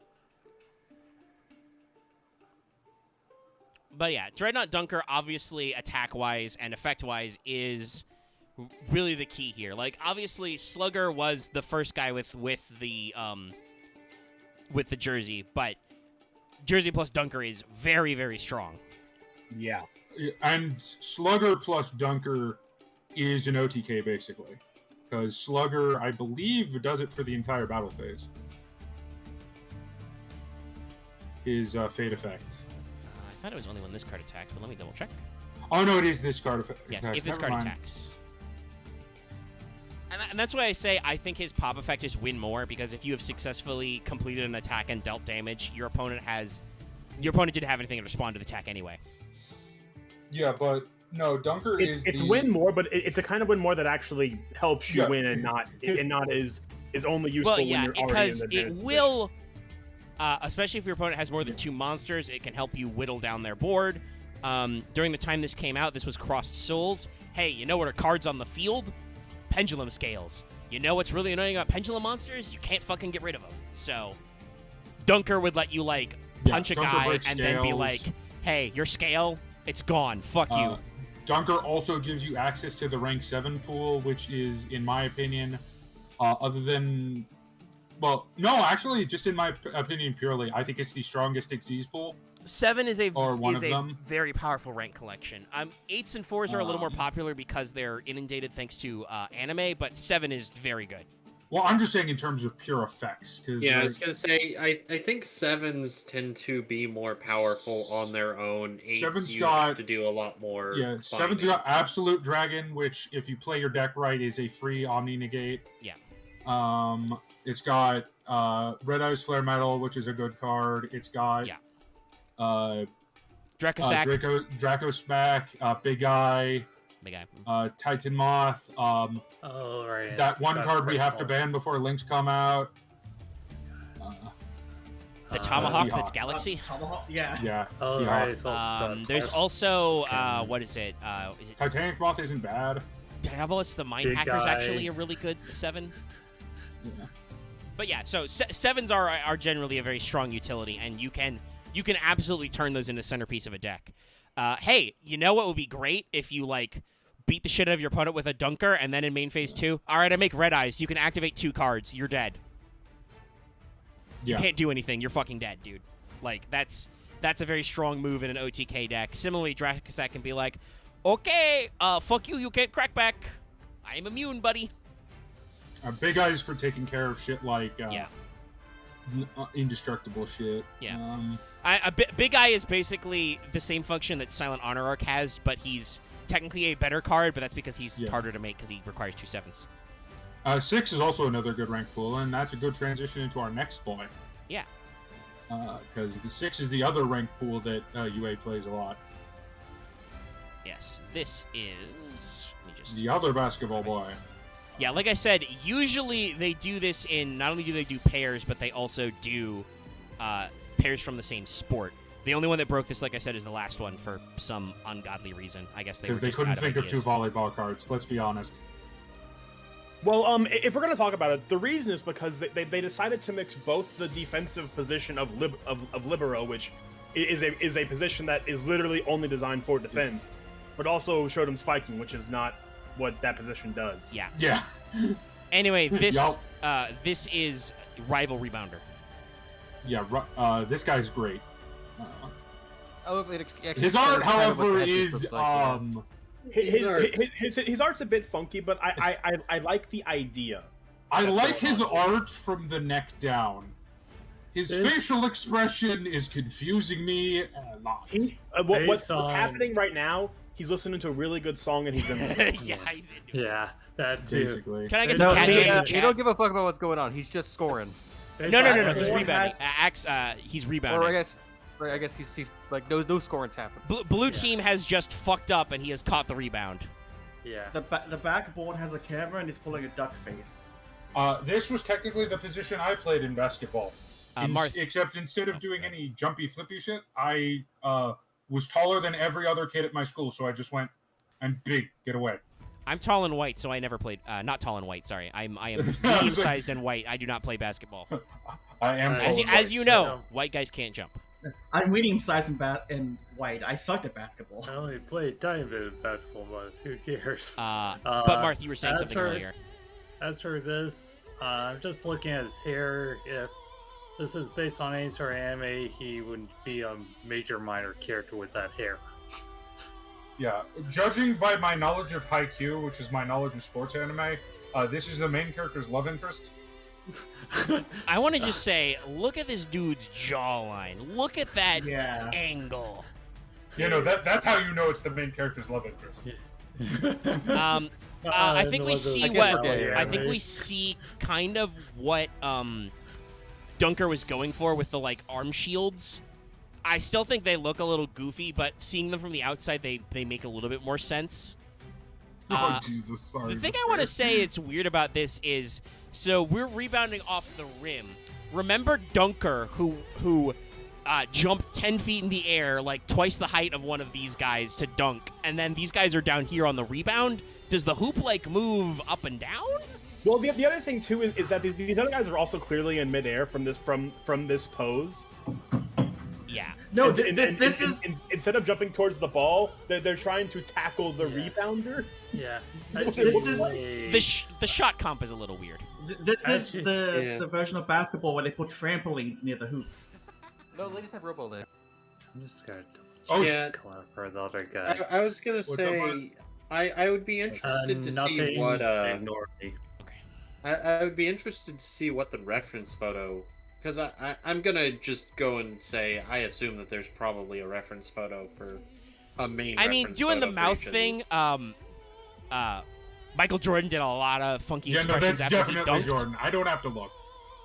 Well, it looks like a face that was taken. It looks like a reference image that was used, that was taken at probably the best time moment for the play, but the worst time moment for the player. Yes. Yeah. And similar with the other UAs, they didn't bother to put in critical thought of why this pose should be working. I will say I do like his headgear a little bit better than Dreadnought, because it's like the hairband, you know? Yeah, like it makes a lot more sense as actual like ear coverings and visors instead of I'm pretty the sure weird that was like half helmet he had going on. I'm pretty sure that was just actual clothing people wore in the 80s. I mean, it probably was. It definitely looks like something that could be clothes. It just doesn't look nice, you know? Yeah. But Rebounder is all right. He's not necessarily the goofiest guy we've seen, but there's a little bit. I do have questions now also with two of these guys. What these guys' contracts are like. As Dallas has noted, they have the team color neon printed onto their skin. So Yeah. I hope that's a color changing LED, so you could swap that when you get traded. I was wondering if it was more like just like tape, like wire, like. I was just imagining this was like the. He drank too much Sunny D. I'm imagining this is basically the Battle Angel. The Battle Angel Lolita. I did make the Sunny D joke earlier, yes. Or maybe they're just plugging tiny cybernetics into these players just so they can play better. Yeah. Well, I was imagining this is like the Battle Angel Alita future, where it's basically pseudo-slavery, and they're just like owned by the teams. I mean, they seem like they have pretty popular stuff, and there is the signing deal card. So I feel like there's some positivity in here. This is not quite Blood Bowl level, I'm sorry. Every time I see Cyberpunk associated with sports, it always ends very poorly for the players. Hey, no, I won I did the entire boxing subquest in Cyberpunk Dallas. Gorilla Gloves, they're great. And before they patched it out, you could use the thermal damage implants, so you could box people and set them on fire.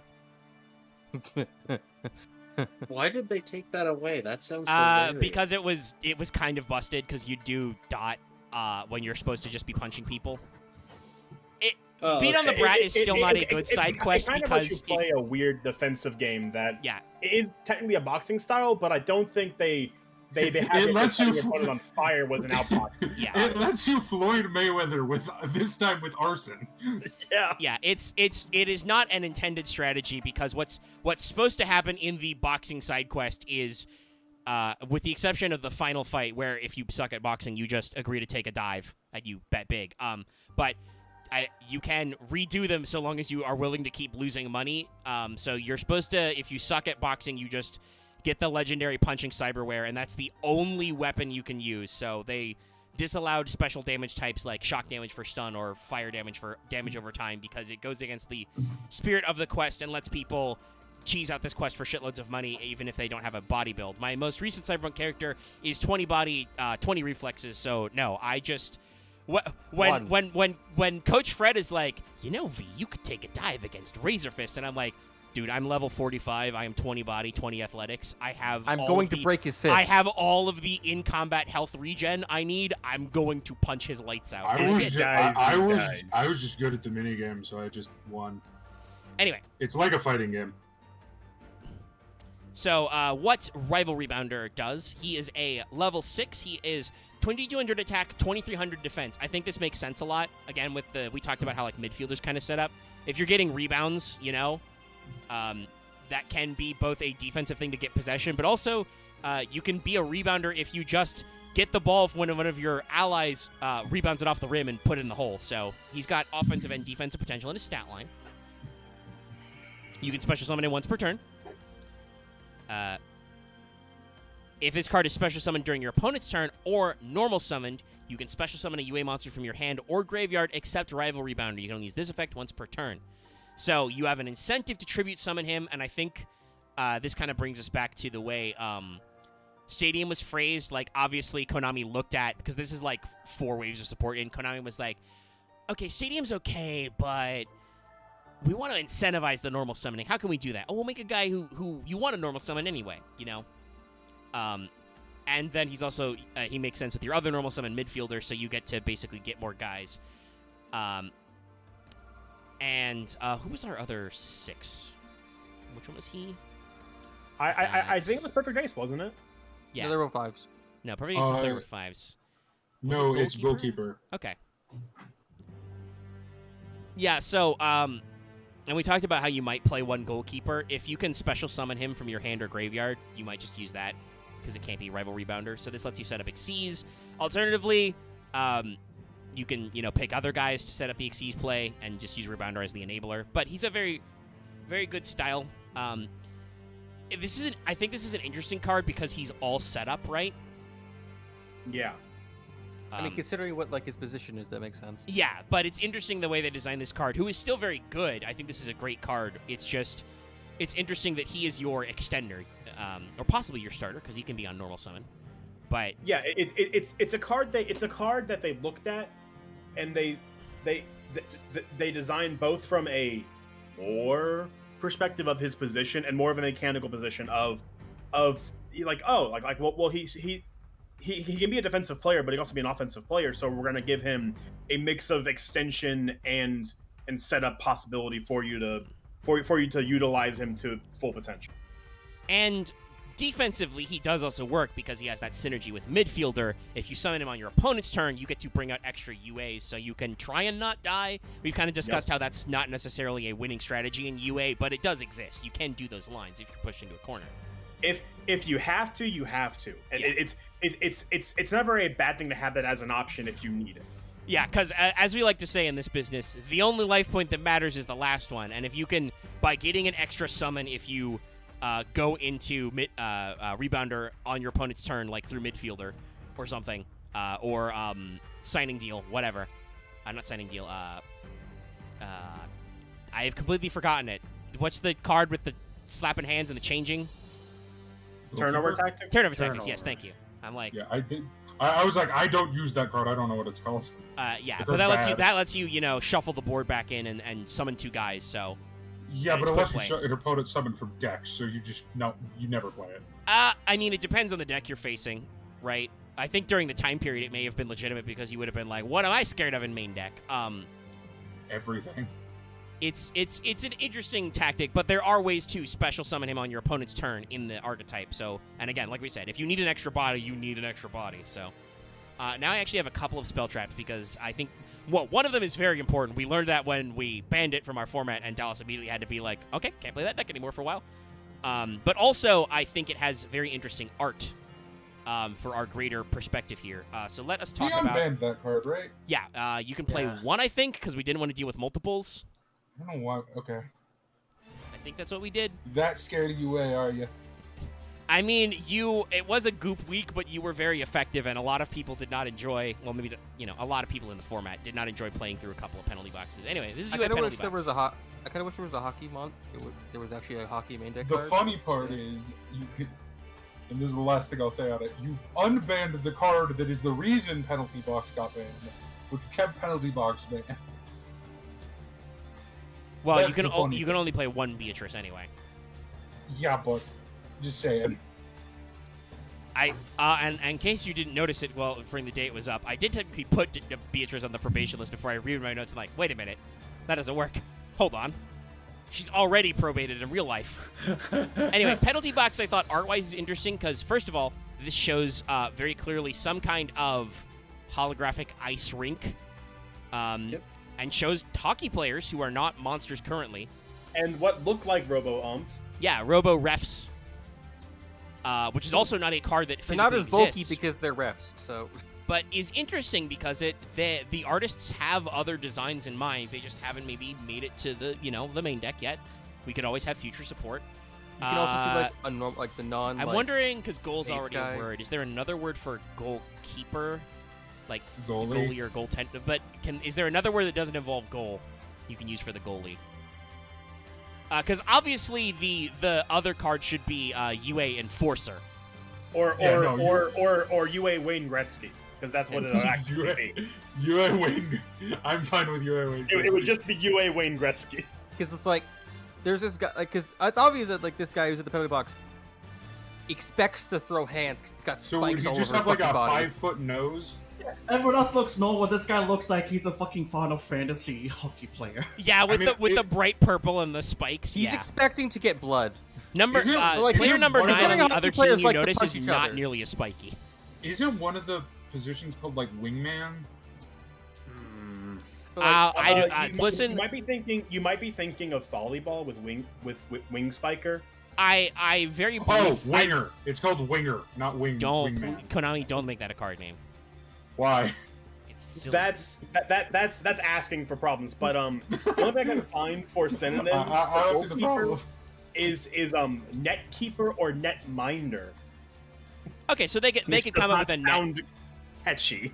They could come up with they could do like they do with other ones and use net though as a basis. Okay. They could do keeper. No, we should clearly do defense man because that's one of the names of the Phillies. I mean, it could work. Defenseman. But like, So I like he's secretly a Destiny hero. Got it. So I was to make that joke, but like I missed the time for that. But I like the thing of like this art shows you what the refs look like, but they're like one. I feel like on the left has maybe his arms are a bit too long, but maybe just the angle. Might I recommend a UA goal checker? It shows the separation between like what the ace anime character is and then one of the like generic team fillers. Yeah, and I mentioned him before. Number 9 is definitely just a literal spear carrier dude, and then number 22 in the box is like this is the villain. Is the of enemy the ace. Yeah, let's It's the just villain ace. double checking names for hockey players is goalie, goaltender. So I just had a brain blast. Yeah. I just had a brain blast for a UA support card. Go on. UA replay review. Negate an attack and then. Yeah, like, it would be like it would be a battle trick. It has to be. It has to be what it has to be the ref pointing at a video of 22 punching a guy in the face. Something like that. Because I like chaos, I've always wanted UA allegiance pledge. Just see what happens. Turn didn't make it. See what happens. But we haven't actually gotten penalty boxes. No, we haven't talked about why penalty box is I important. legitimately want art of like 22 punching a guy in armor in the face and there's blood. That would be blood, what but you. I mean, I know you do blood, him but punching yeah, a guy. that would be what he That's did. What I was Um, going to say was, Axe yeah, go pointed out about how one of the referee's arms looks long, and then it took me a second, like, oh, it's because the other guy's hockey stick is like pointing towards it. Looks like they're conjoined. Yeah, So it there's a looks little bit like of it's yeah, a little bit of long goofy arm. composition. So what this does is penalty box is a continuous trap card. I believe this is their first trap card. The other support was spells.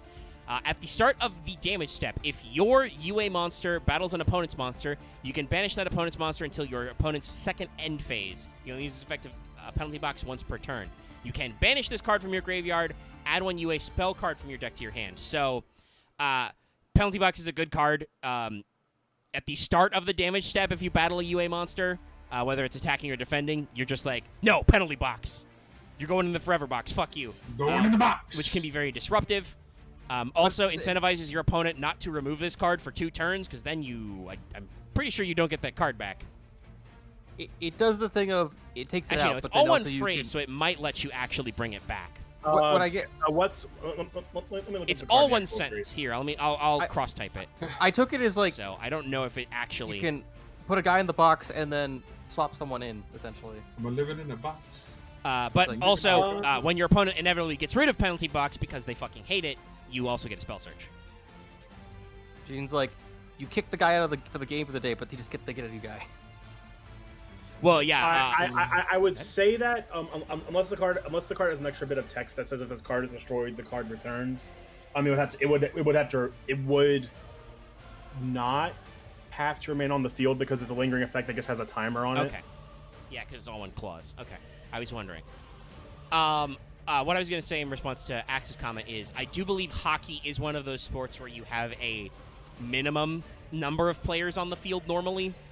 Yeah. So I used to yes, play if hockey, if yeah. your guy gets blocked out, you got to bring a guy in, unless literally all your guys in the penalty box are. In which case, shit gets weird.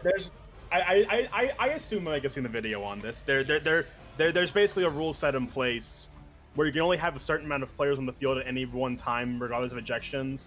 But they had people abused that, so they had to make an extra rule that de-incentivizes that. I think it was like basically like free penalty shots. Yeah. If There's they, a similar if they ran there. out of I believe people. that basketball also has a similar issue. Is if everybody gets fucking excused, you're just fucked. Like there's you. Oh wait, no. Is it the? Actually, it's the other way around, isn't it? Wasn't that the unlimited technicals video? Go watch Secret Base's Weird Rules. There's a lot. There's a lot of funny things when your team is normally exactly a set number of players, but you also have a penalty system for which you can kick people out of the game. And then you create the issue of, well, what happens if we have less people in reserves than we have people who eat penalties? What do we do? No matter what happens, it's dumb. Because you either go below the minimum or you're invincible. You're invincible. Invisible. Actually, this. But penalty box, pretty good card. Anything you want to say about the effects, Dallas? I mean, it's not that, like, I'm just gonna continue to protest it being on the limited list because its on-field effect is nothing. It's not nothing. You can't attack UA monsters. Yeah, that's 2 turns where the monster's banished. It's just like, well, I guess I'll die. And it's at the start of the damage step too, so you can also use it to just get rid of monsters that can't be destroyed because it's non. For a limited format, it's a lot of potential tempo. It's a non-targeting, non-destruction removal. It banishes for 2 turns. It's one of those rare cards. I have in a slight sense, I agree with Dallas that it probably wouldn't destroy the format, but it would slow games down in games it's played in. Well, and remember the reason why penalty box went in the penalty box is because somebody won the whole thing with it. Well, I kept pitching it off of Beatrice. This is what won me. Yeah, but that's not why we banned it. We banned it because you would also play it on field, and then it would be like, well, what the fuck do? I can't interact with your monsters because you remove my monsters at the start of the damage step. Cool. I'm fairly certain I only resolved its on-field effect like twice. And then the next one is because this was the other spell trap that came out around this time, and I also think has another interesting artwork for it. Also is, I believe, pretty important because of a certain phrase that's involved in this card. Is it signing deal? Because yes. Yes. Signing deal is it's the it UA makes the deck signing work. deal. So this is also very interesting. I didn't realize it until I saw it blown up, but this has also got the hockey sticks behind him. Yeah. I mean, like the foreground of the art, this could be literally any sport. This is what all sports looks like. Yeah, I think the blonde-haired guy is the one also in the penalty. Is the guy in the penalty box? Well, yeah, That is. I don't know if that makes sense because. Well, not the guy in the penalty box, but the one guy that's outside of it. Oh, the normal guy? Weird. Yeah. Because this guy looks like an anime. Maybe number 9 is our everyman anime protagonist. The dude behind him is definitely secretly a villain, by the way. Yeah, I think it's. Look at this dude's double ring situation. Or he's got to go find a German serial killer child. Oh yeah, the number 9 is the guy who has number 9 in the UA penalty box. Makes sense. Weird. I mean, I'm kind of confused because that guy looks super plain, and then this guy is, I mean, he's holding up a blue jersey, and because of the red microphone, I mean, I'm like, Steve Rogers? Hello? Well, yeah, The in this art, he exists as a real person rather than a background man in the penalty box. I feel like the art. I don't know why the artist decided to do this way, but I've realized nobody in UA has eyes. No, Even the guy who's not wearing sunglasses, his eyes are in shadow. Yeah, actually, can anyone else agree that the guy without sunglasses looks like Tommy Wiseau? I was going for the dude from the protagonist from Monster, but I'll go for Tommy Wiseau as well. Wait. I did not put him in the penalty box. I did not. I did not. That hi, reminds me Mark. of the hi, the Libero villain from Minority Report. I mean, Guy he with no looked. eyes. It's funny because obviously this is supposed to be a very congratulatory card, and it's a very good card for the deck. This is the That dude's a shitty- villain. Yeah, this guy's a bad guy. This is the shitty manager in the movie or the anime that Yeah. like is a bad dude. Like I said, this guy is either a villain or he has to hunt down a German serial killer child. But I like One this or two art because things. it's very interactive, and also it's a very important card. So, what Signing Deal does, Yeah, I think no. we can blow by it pretty fast, is you may special summon one UA monster from your deck, but its effects are negated, and also it cannot be used as synchro or exceed material for a summon. Then you lose life points equal to that monster's level times 300. You can only activate one Signing Deal per turn. Hey, guess what is a clause on, like, every fucking UA monster? You just bounce it back to your hand. Anyway. Yes, you just bounce it back to your hands. Yeah. And you bounce it back as cost, right? So that Yes. gets past its or well, no, I guess No, you still have to pay the life points. Well, yeah, you still lose life points because that's but after you summon it. It gets rid of the It removes the negate. It can't be used as negate. material. but it often is used because Rebounce Man, Rebounder Boy, triggers his effect from tribute summoning, and this gives you free tribute fodder. Yes, this which is. also triggers the field spell. It's interesting because this came out in. And you can chain order that, so you can summon whatever you search with the Rebounce stadium. the monster. Thank you, Mike. Hey, you set up my spike. As long as you remember to put the proper thing chain link too, which is harder than you think.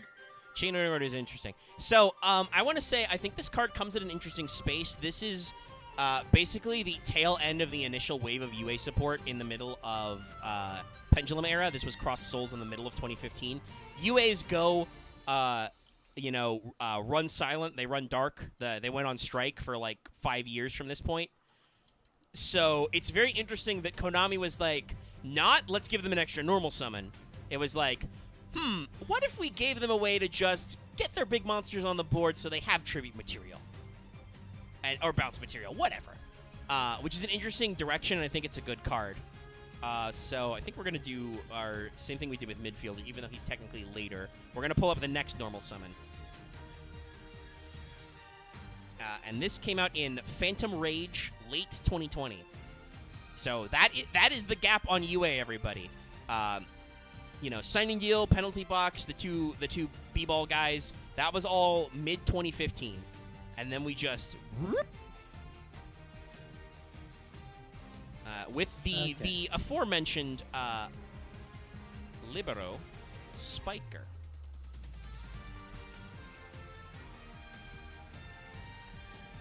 Oh, interesting. He's got an asymmetric thing as well. I guess that's his spike in hand. Yeah. It's a strong hand. So, art-wise, I don't have any real objections to what's going on here. Yeah. No, I don't have any objections either. It's boring. He's kind of slender, but like, hey, the armor's very good armor. I don't think you bulk up for volleyball. Also, Yeah. It's a little weird it's very comic book style action posing. I've also noticed the anime thing of like all of the opposing team have spikes. Yeah. Yeah. Well, and, I mean, this pose is a very flat action. Yeah, And that's what actually I was going to say. This is interesting because notice how few speed lines there are. This is much less dynamic than the other shots. Honestly, it shows kind of in my opinion, I will not speak for all of us, degradation of Konami's overall art quality over the years. Alternatively, I because wouldn't it's say been that per 5 se. years, they I had to will have a say different artist do this. This is definitely not the same artist that got to do the rest of the original run, and they just said, I guess copy this style, and this is obviously something that is not their wheelhouse. Yeah, like the armor's drawn fine, but yeah. The aesthetics are all there. It's pretty easy to look at the way the armor is drawn and like apply the same fucking backgrounds and all that stuff, but there's way less use of speed lines. The dynamic pose is not that dynamic. He's just doing a big slap, and he's kind of like, he's obviously, because the ball is already gone, it's obviously after the spike, it's probably blown past these two assholes, but now we're just, the camera is fixated on the spiker as he's just kind of in that position as he slowly sits down in the air before he comes down. Yeah, I think it would have been better to show it at the point of impact than immediately after. I think would have been a better. Well, Go ahead. The other thing in general is just his body pose does not make sense for the instant after a spike. His legs are jutting forward. His backhand is just just kind of limply dangling. Like there's nothing about this pose that reads he has just slammed the ball into the ground. He's just kind of I think the artist just used some generic pose reference for this. Like, if you throw all your weight forward, your body will probably try and compensate, kind of like the way his legs are brought forward. I do not believe that is actually what you do though when you spike a volleyball. I mean, like the inertia of the force would probably push your legs forward, but it would not do it in such a relaxed position of where like his body is very loose for the spike, and that's not how you like I said, it looks like after accomplishing his mission, he's just completely relaxing and he's sitting on an air couch right now, which is weird. Like There is relaxation after the tension, but you would not do it while he's this far up in the air. It would do it on his way down. I feel like the artist couldn't decide what phase of this pose to do, so they just kind of did all of them, and he's a little weird. He's not, like, bad, but if you look at him blown up, you're just kind of like, huh, that could be better. We should also probably mention the name.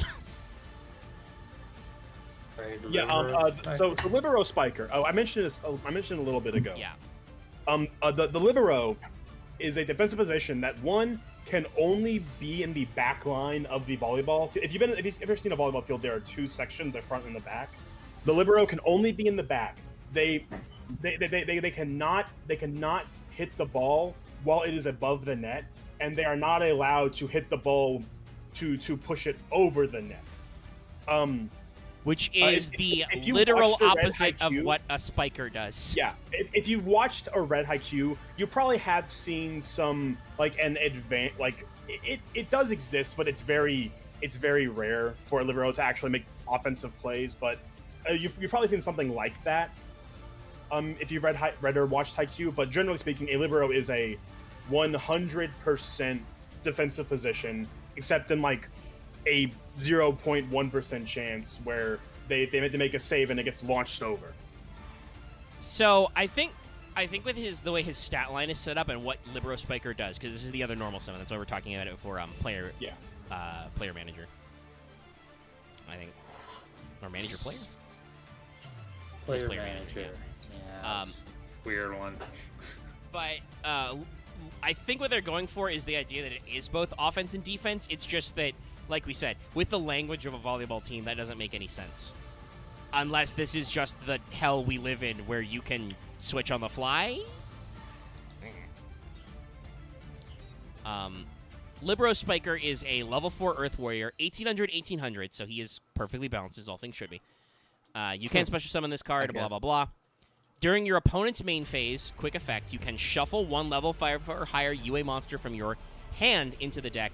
And if you do, special summon one UA monster from your deck with a different name, then return this card to the hand. You can only use this effect of Libero Spiker once per turn. So, yeah, Spiker, much like Midfielder, sets up your plays.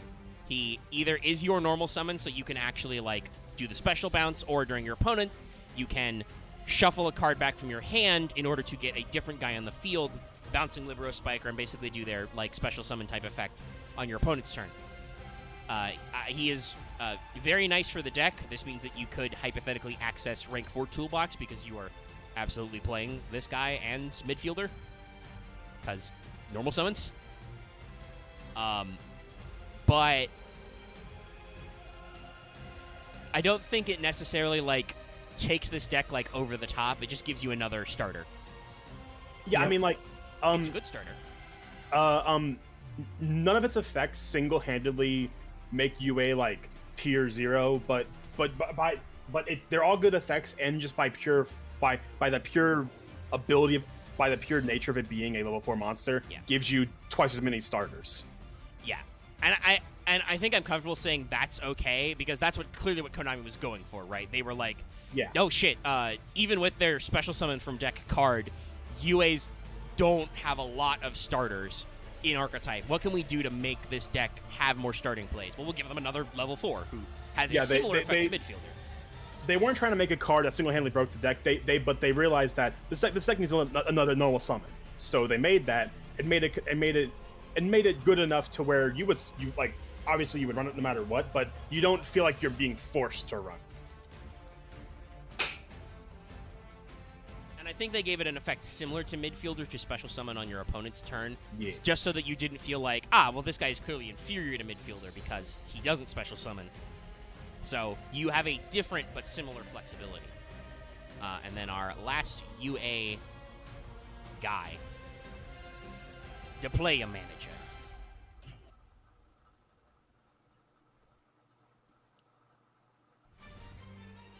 Cool shot. Yeah. Yeah, the perspective is a little goofy. Look how huge his foot is. Yeah. It's an angle thing, but yeah, for sure. Yeah, it's definitely a perspective that causes his foot to look enormous. Yeah. I do like that he's taking the bat in his hand, he's throwing the jacket, he's like I'm going it. Okay, oh Yeah. my god, I will redouble down. That bat does look like a sex toy because this is not a motion thing. Yeah. Yes, no. This one looks a lot more like. Well, I'm pretty sure that is Mighty Slugger's bat. Well, duh. They're all the same. I mean, bat. I feel like it's the baseball bat. It's the same bat. Yeah, I think that the bats just it's look like probably that. It's probably the regulation bat that they use. Yeah, I think that- this one does look a lot more because it's just like, there's no other coloration. It's just this weird cotton candy pink thing that comes from nowhere and is kind of like rounded at the end. Doing a laser baseball bat is a little weird because like baseball bats have a very particular shape that is rounded. Well, it's in a also lot of not places. clearly not a laser because unless he's wearing fucking. Because he's resting it on his shoulder, so. I mean, Dallas, this is fiction. Lasers True. don't have to follow laser rules. Lasers don't Fair stop enough. in midair. We don't know how the balls work because we haven't gotten the. Actually, aren't there a decent number of UA variants? Could we get a Master Sorry. Duel gate on this? Yes, Dallas. The balls are inert. I mean, UA doesn't have a lot of variants right now. It's a lot of it's pure. That doesn't matter for Master Duel, Dallas.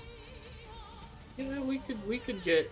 So the thing I'll is, check for I Master Duel. suspect that we would get the UA. Dallas gate still when doesn't we understand also- what I'm saying to him. What are you saying? I'm talking about a single-player gate in Master Duel, Dallas. Oh, I I'm suspect dumb. that because it's related with some other archetypes, I would kind Well, of one other. suspect they'd try and gate them all together. I don't know if they gave them all together. They would definitely make you play a duel where you also FA. played FA. Yeah, you would cry Yeah. Yeah. Oh yeah. because these two decks don't actually go together that well. If it's like what they've done before, it would probably be a UA tree, and like Twilight Sworn, they just go here's the FA part. Here's the FA part of it. And Yeah. they probably make you face off against UA Monarch. Probably. Why is this in the deck? But yeah, so a player manager though, we talked about this. The pose is pretty interesting. You know, he's throwing off his coat and he's got his uniform underneath, and he's like, It's not put me in, coach. It's I'm putting myself in. But is he putting him in mid play to catch a ball? Actually, I it don't could think be so just- because he's got wait, the guys, bat over his Wait, shoulder. no. I can't remember his name. So like, Apparently, UA has actually been. so the first card we showed.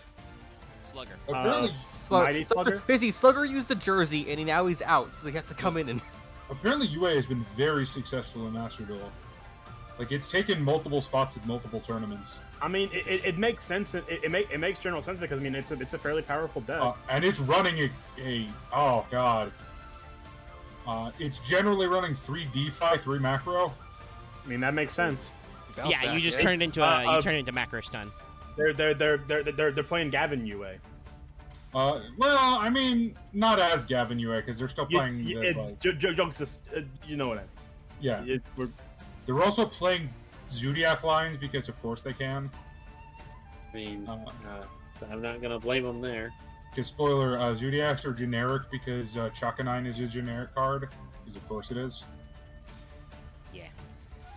Is Chakanine the one that they eventually Chakanine's banned? just 2 level 4s. No, Chakanine's not bad. No, the weird thing about Zodiac is it's not their genericness that's the problem. It's the fact that they can 1-card stack into guys who are assholes like Dryden and Broad Bull. Yeah. Yeah. Well, I mean, Broad Bull's not really. I don't think Broad Bull's going to be as much of a problem in our limited format. Dryden is definitely going to be the first pick ban.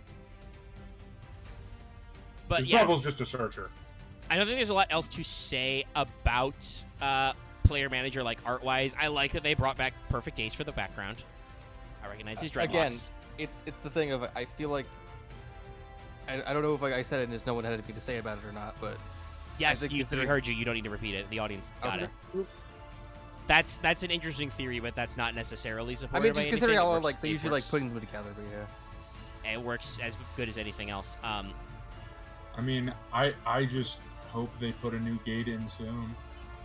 Well, I mean, there's things over gates. I want them to do. in I Master hope they get a revised ban list. That's what I. Yeah, I want. mean, they It's not put out out the forever. ban list like 2 weeks ahead of time. They can realize that it's a bad idea. They openly said that it's open to change. Thank God. It better fucking be.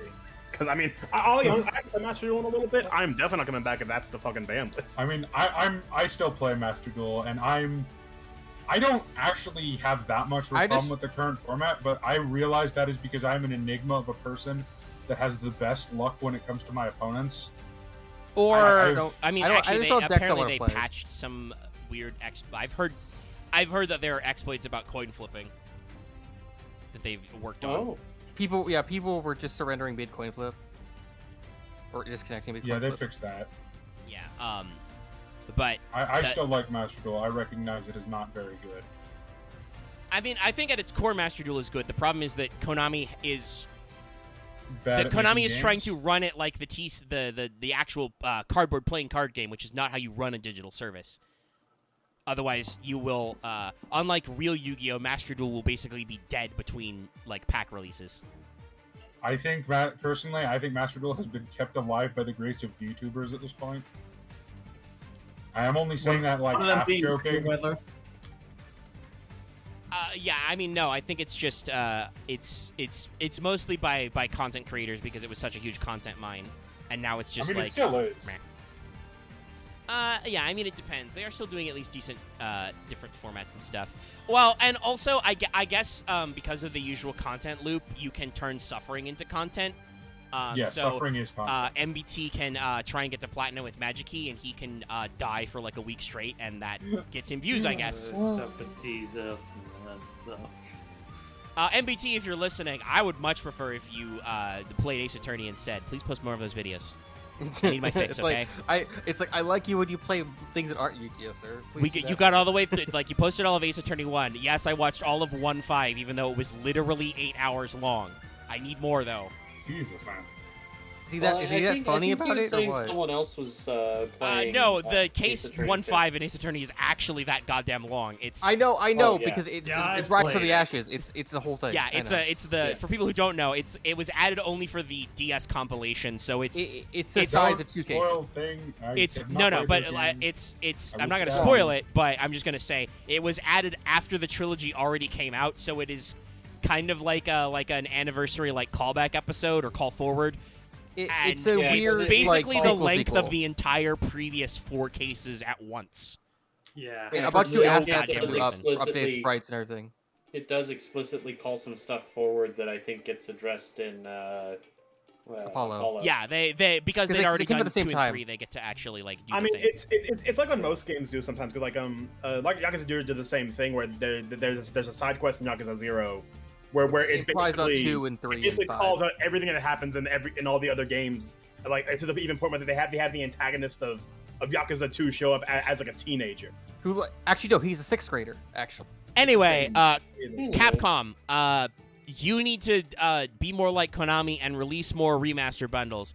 Give me Konami, Battle you Network. need to be more like Capcom and actually update your fucking games. What, like, But Capcom, I would like you to catch up. Like, they did Castlevania stuff and all that stuff. Capcom, I need you to release bundles and stop just remastering and re-releasing Resident Evil. Okay, I'm gonna need you to do Mega Man Battle Network and Mega Man Star Force. Bundle the second 3 games of Ace Attorney, and also release Investigations 2 and bundle that. Hey, wait, Omega, what are you talking about? The Battle Network games already were bundled. Exclusively on the Wii U online shop. The Dallas, anything that's in Wii U hell, release that again. I'm already known saying that. I'm like, Nintendo, I know you already did Twilight like Princess the and Wind Wii Waker U. HD. guys, how many more cards we gotta go through? This is the last UA card. Then we Okay, can We talk should about probably FA. stop here. We should stop here. We I'm probably done. should. I wrote Yeah. I wrote FA. We can save that for a second episode at a later date. Should we show? but we are at 2.5 hours and we are melting. We should show Hyper Stadium now, because that Just is Hyper Stadium is a tease. It also Hyper Stadium is still a UA card technically, so we can get it's it on more that. of a UA card than an FA card. Yeah. So, but let's actually talk about what Player Manager does then, really quick. We didn't even fucking talk about player No. manager. No. So Player Manager is our second 8. I assume they made him an 8 just because they realized that this is mostly an Xyz deck, and they're like, oh, our 8 boy doesn't have any other 8 boys to play with. So Player Manager is 2600 defense and 2K attack. Interesting considering he is clearly going into bat. And Player Manager is also fairly interesting. He does not have the bouncy clause. What he says is if you normal or special a UA monster, except during the damage step, you can special summon this card from your hand. If this card is special summoned, activate one of these effects. Target one card of the field, destroy it, negate the effects of all face-up monsters on the field until the end of this turn, except UA monsters. You can only use each effect once per turn. So I'm fairly certain Player Manager is basically they realized that Blockbacker bad. wasn't super good, yeah. And they were like, okay. Negates are important. How do we make that dynamic? Well, we make it so it's proactive. You decide when you special summon Player Manager, you can decide to negate your opponent's board. Unfortunately for another UA, this guy is literally kind of just, I'm Perfect Ace, but better. Well, and I would say the design intention, the reference. I mean, obviously, Player Manager in the name, but it's more in line of a defensive substitution, a bench player who comes on in these situations. He's the guy who shows up when we need that flexibility. Yeah. Because he's not your everyday player, but he has plenty of talent all of his own to have his own unique situation. I also think the manager aspect also works for because he's an extra summon when you normal or special a UA. Yeah, which also gives them link plays. Not that they have any link monsters, but he's a manager coming out to get ejected when the referee's a shitty call. Yeah, like and you can apply that to all kinds of sports, but yeah, in baseball, this is the manager steps in. You know, he comes with his guy, so it works. It's got good theming.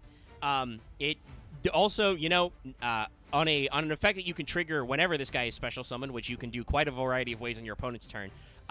Negating all their face-up monsters is a very robust play if you do it at the right time. So that can be a pretty hard stopper to what your opponent is doing.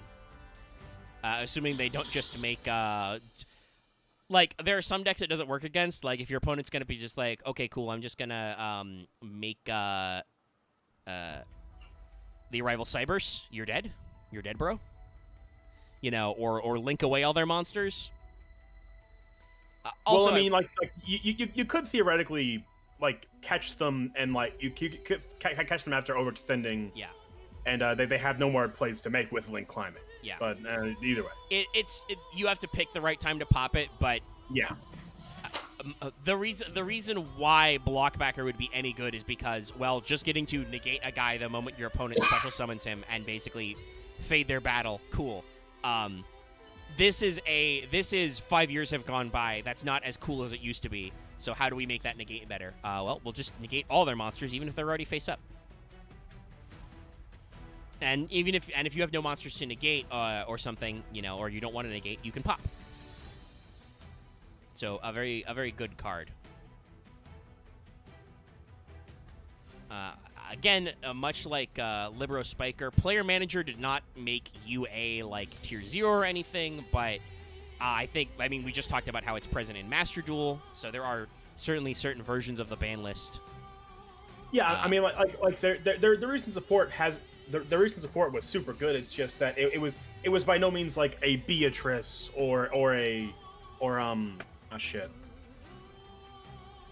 I mean, another comparison to TCG exclusive original archetypes that haven't gone anywhere either. It's not what the OCG did to entities, which is I was trying to remember an archetype to reference, but yeah, Jesus, same situation. Yeah, Entity will be a fun one when we do it. We can talk about how this deck does literally nothing except for Nyarla into break Azathoth. the entire game of Yu-Gi-Oh. Yeah, but that's only 2 out of 6 cards. Well, no, Norden is also banned. No, it's only 1 out of 6 cards that breaks the entire game. But what a but fucking still, like card. several of them, I think 2 of them, like 1/3 of them, have eaten the ban list, right? Yeah. Yeah. Yeah. No, only. I'll be curious to only one learn is what those banned. actually do. Or no, because only I've 2 just is never. banned. Yeah, that's what I Only said. 2 have ever been. But there's only I 6 never of them, bought Dallas. True. And that's what I mean. I talked about this earlier because David actually brought up that I somehow missed old Entity Hastor on the card bank because he was in like a 2015 Megaton. Yeah. 3 of them have seen play, but only 2 of them are banned. Yes. Because Entis is quite fair. Yeah, Entis is just a yeeted out pop. I mean, Panzer Dragon already existed. It's just Entis is faster. It's a good card. Yeah. but it's not like Norden or Azathoth, which will break everything. Intis is in the card bank, huh? Yeah, because she also came out in like a week. Okay. Also came out in a tin exclusively. Yeah, It was weird. spoiler, so is Cthulhu, but that doesn't come out until the 2018 tin. Yeah. It's very weird, but I am assuming because of the problem with a couple of those monsters and the fact that Entis always has had representation, you may have noticed they only produced like 6 of those monster cards and a handful of spell traps, and they have not touched those Norden guys. dominated the TCG for a while before it got banned. You're talking about Cthulhu? That was in the set we're going to open up. Oh. Oh, it's in Shadows over Valhalla, right. Which also has Azathoth. Yeah, it does. That'll be a fun week, guys. We'll see how that one shakes out. We'll see how that goes.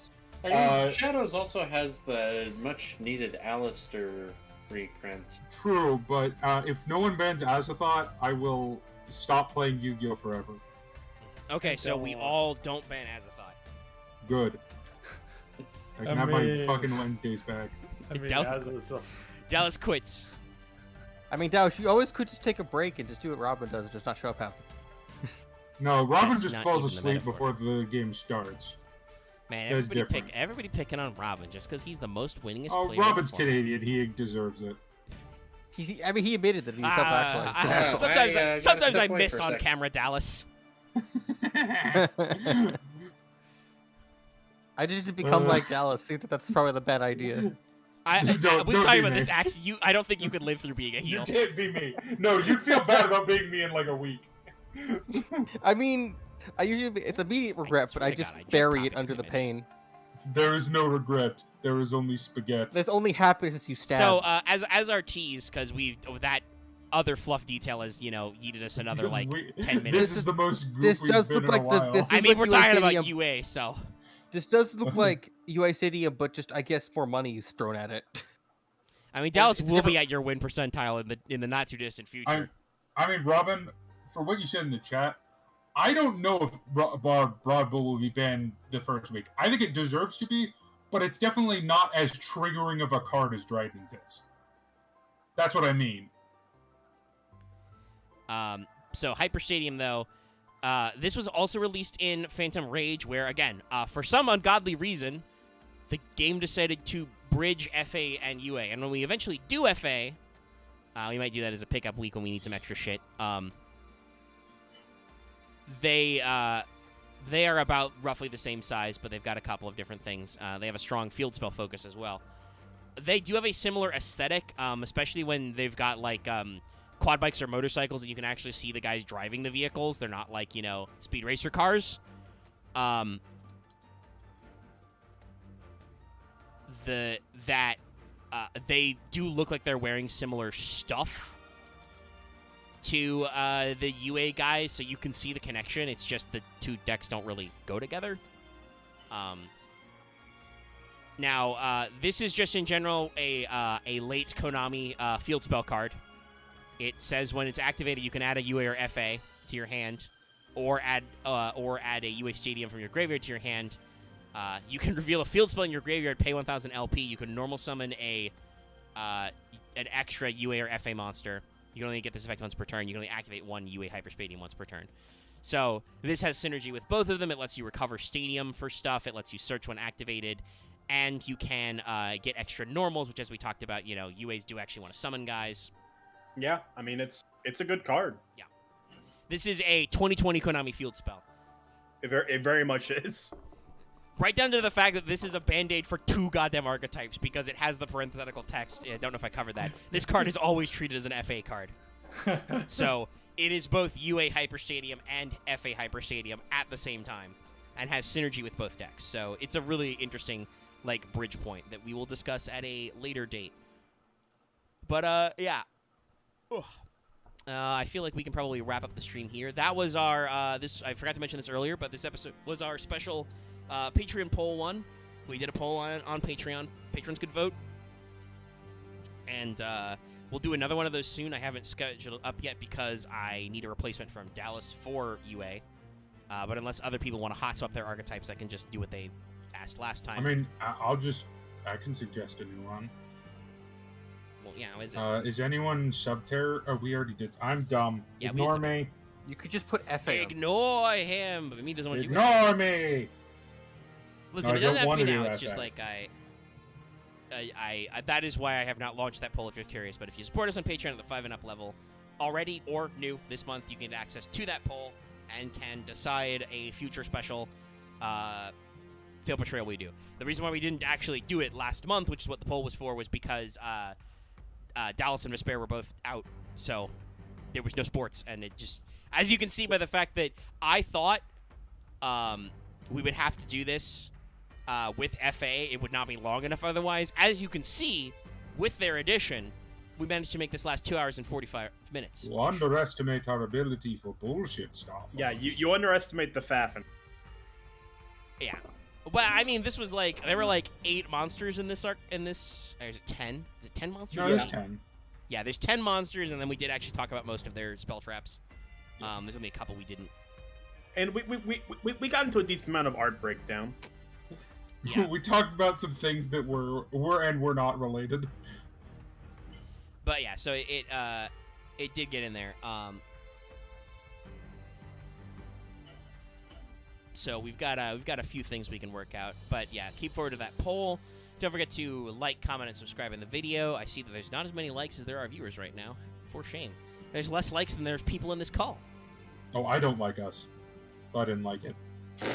I don't like my own content. Did you click? Well, I mean, Dallas, I No, understand. You don't want to. I didn't click dislike. I just didn't click like. I understand, Dallas. You don't want the algorithm to show you more of this.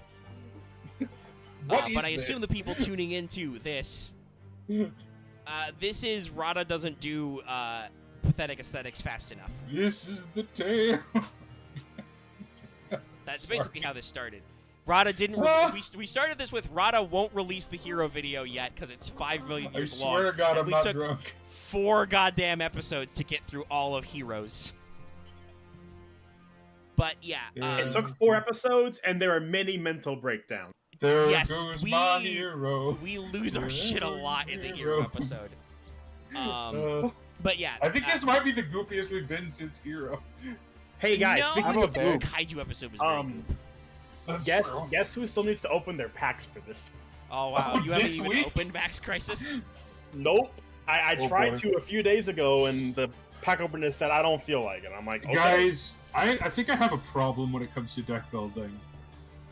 You do it too We much. know that problem. Did you No. Before we check get the into that, though, bulk I size? wanna actually end the stream. So like, comment, subscribe to get more of this. You can go back and watch previous fail portrayals. Stay tuned for next week, which will be something. It might be FA if we don't have any other ideas. Probably need to figure out who comes next in the great dual terminal Lorening, because we wrapped all that stuff up. We did Evil Swarm last time, so there's a lot of funny stuff out there. We have our great big giant list too. So we'll see you guys next time for that. Also go back and watch Monday's Skyward Sword stream, or I will throw you below the clouds, never to return. I mean, I was sassing it the whole There was time, no so I can... Skyward stream for me Monday. Don't you sass Australian me, space me. boy. Don't you forget about me. Silence I Australian. will slap you so hard you end up right side up, boy. I'll spin like a clock. I will spin you right round, I'll baby, rotate right you like round. a shark. No What? one's gonna get that. No one's gonna get that. Okay. That's a 5%er. Okay, What are you- fair enough. Okay. The shark on the left dancing in the background? I will The keep goop your is only teeth getting down my worse. throat. So we're gonna get on out of here. Thank you so much for tuning in, everybody. We'll see you next time. Support us on Patreon, memberships, all that fun stuff. Goodbye. So I'm building Goodbye. Zodiacs. Sports. Sport. You know how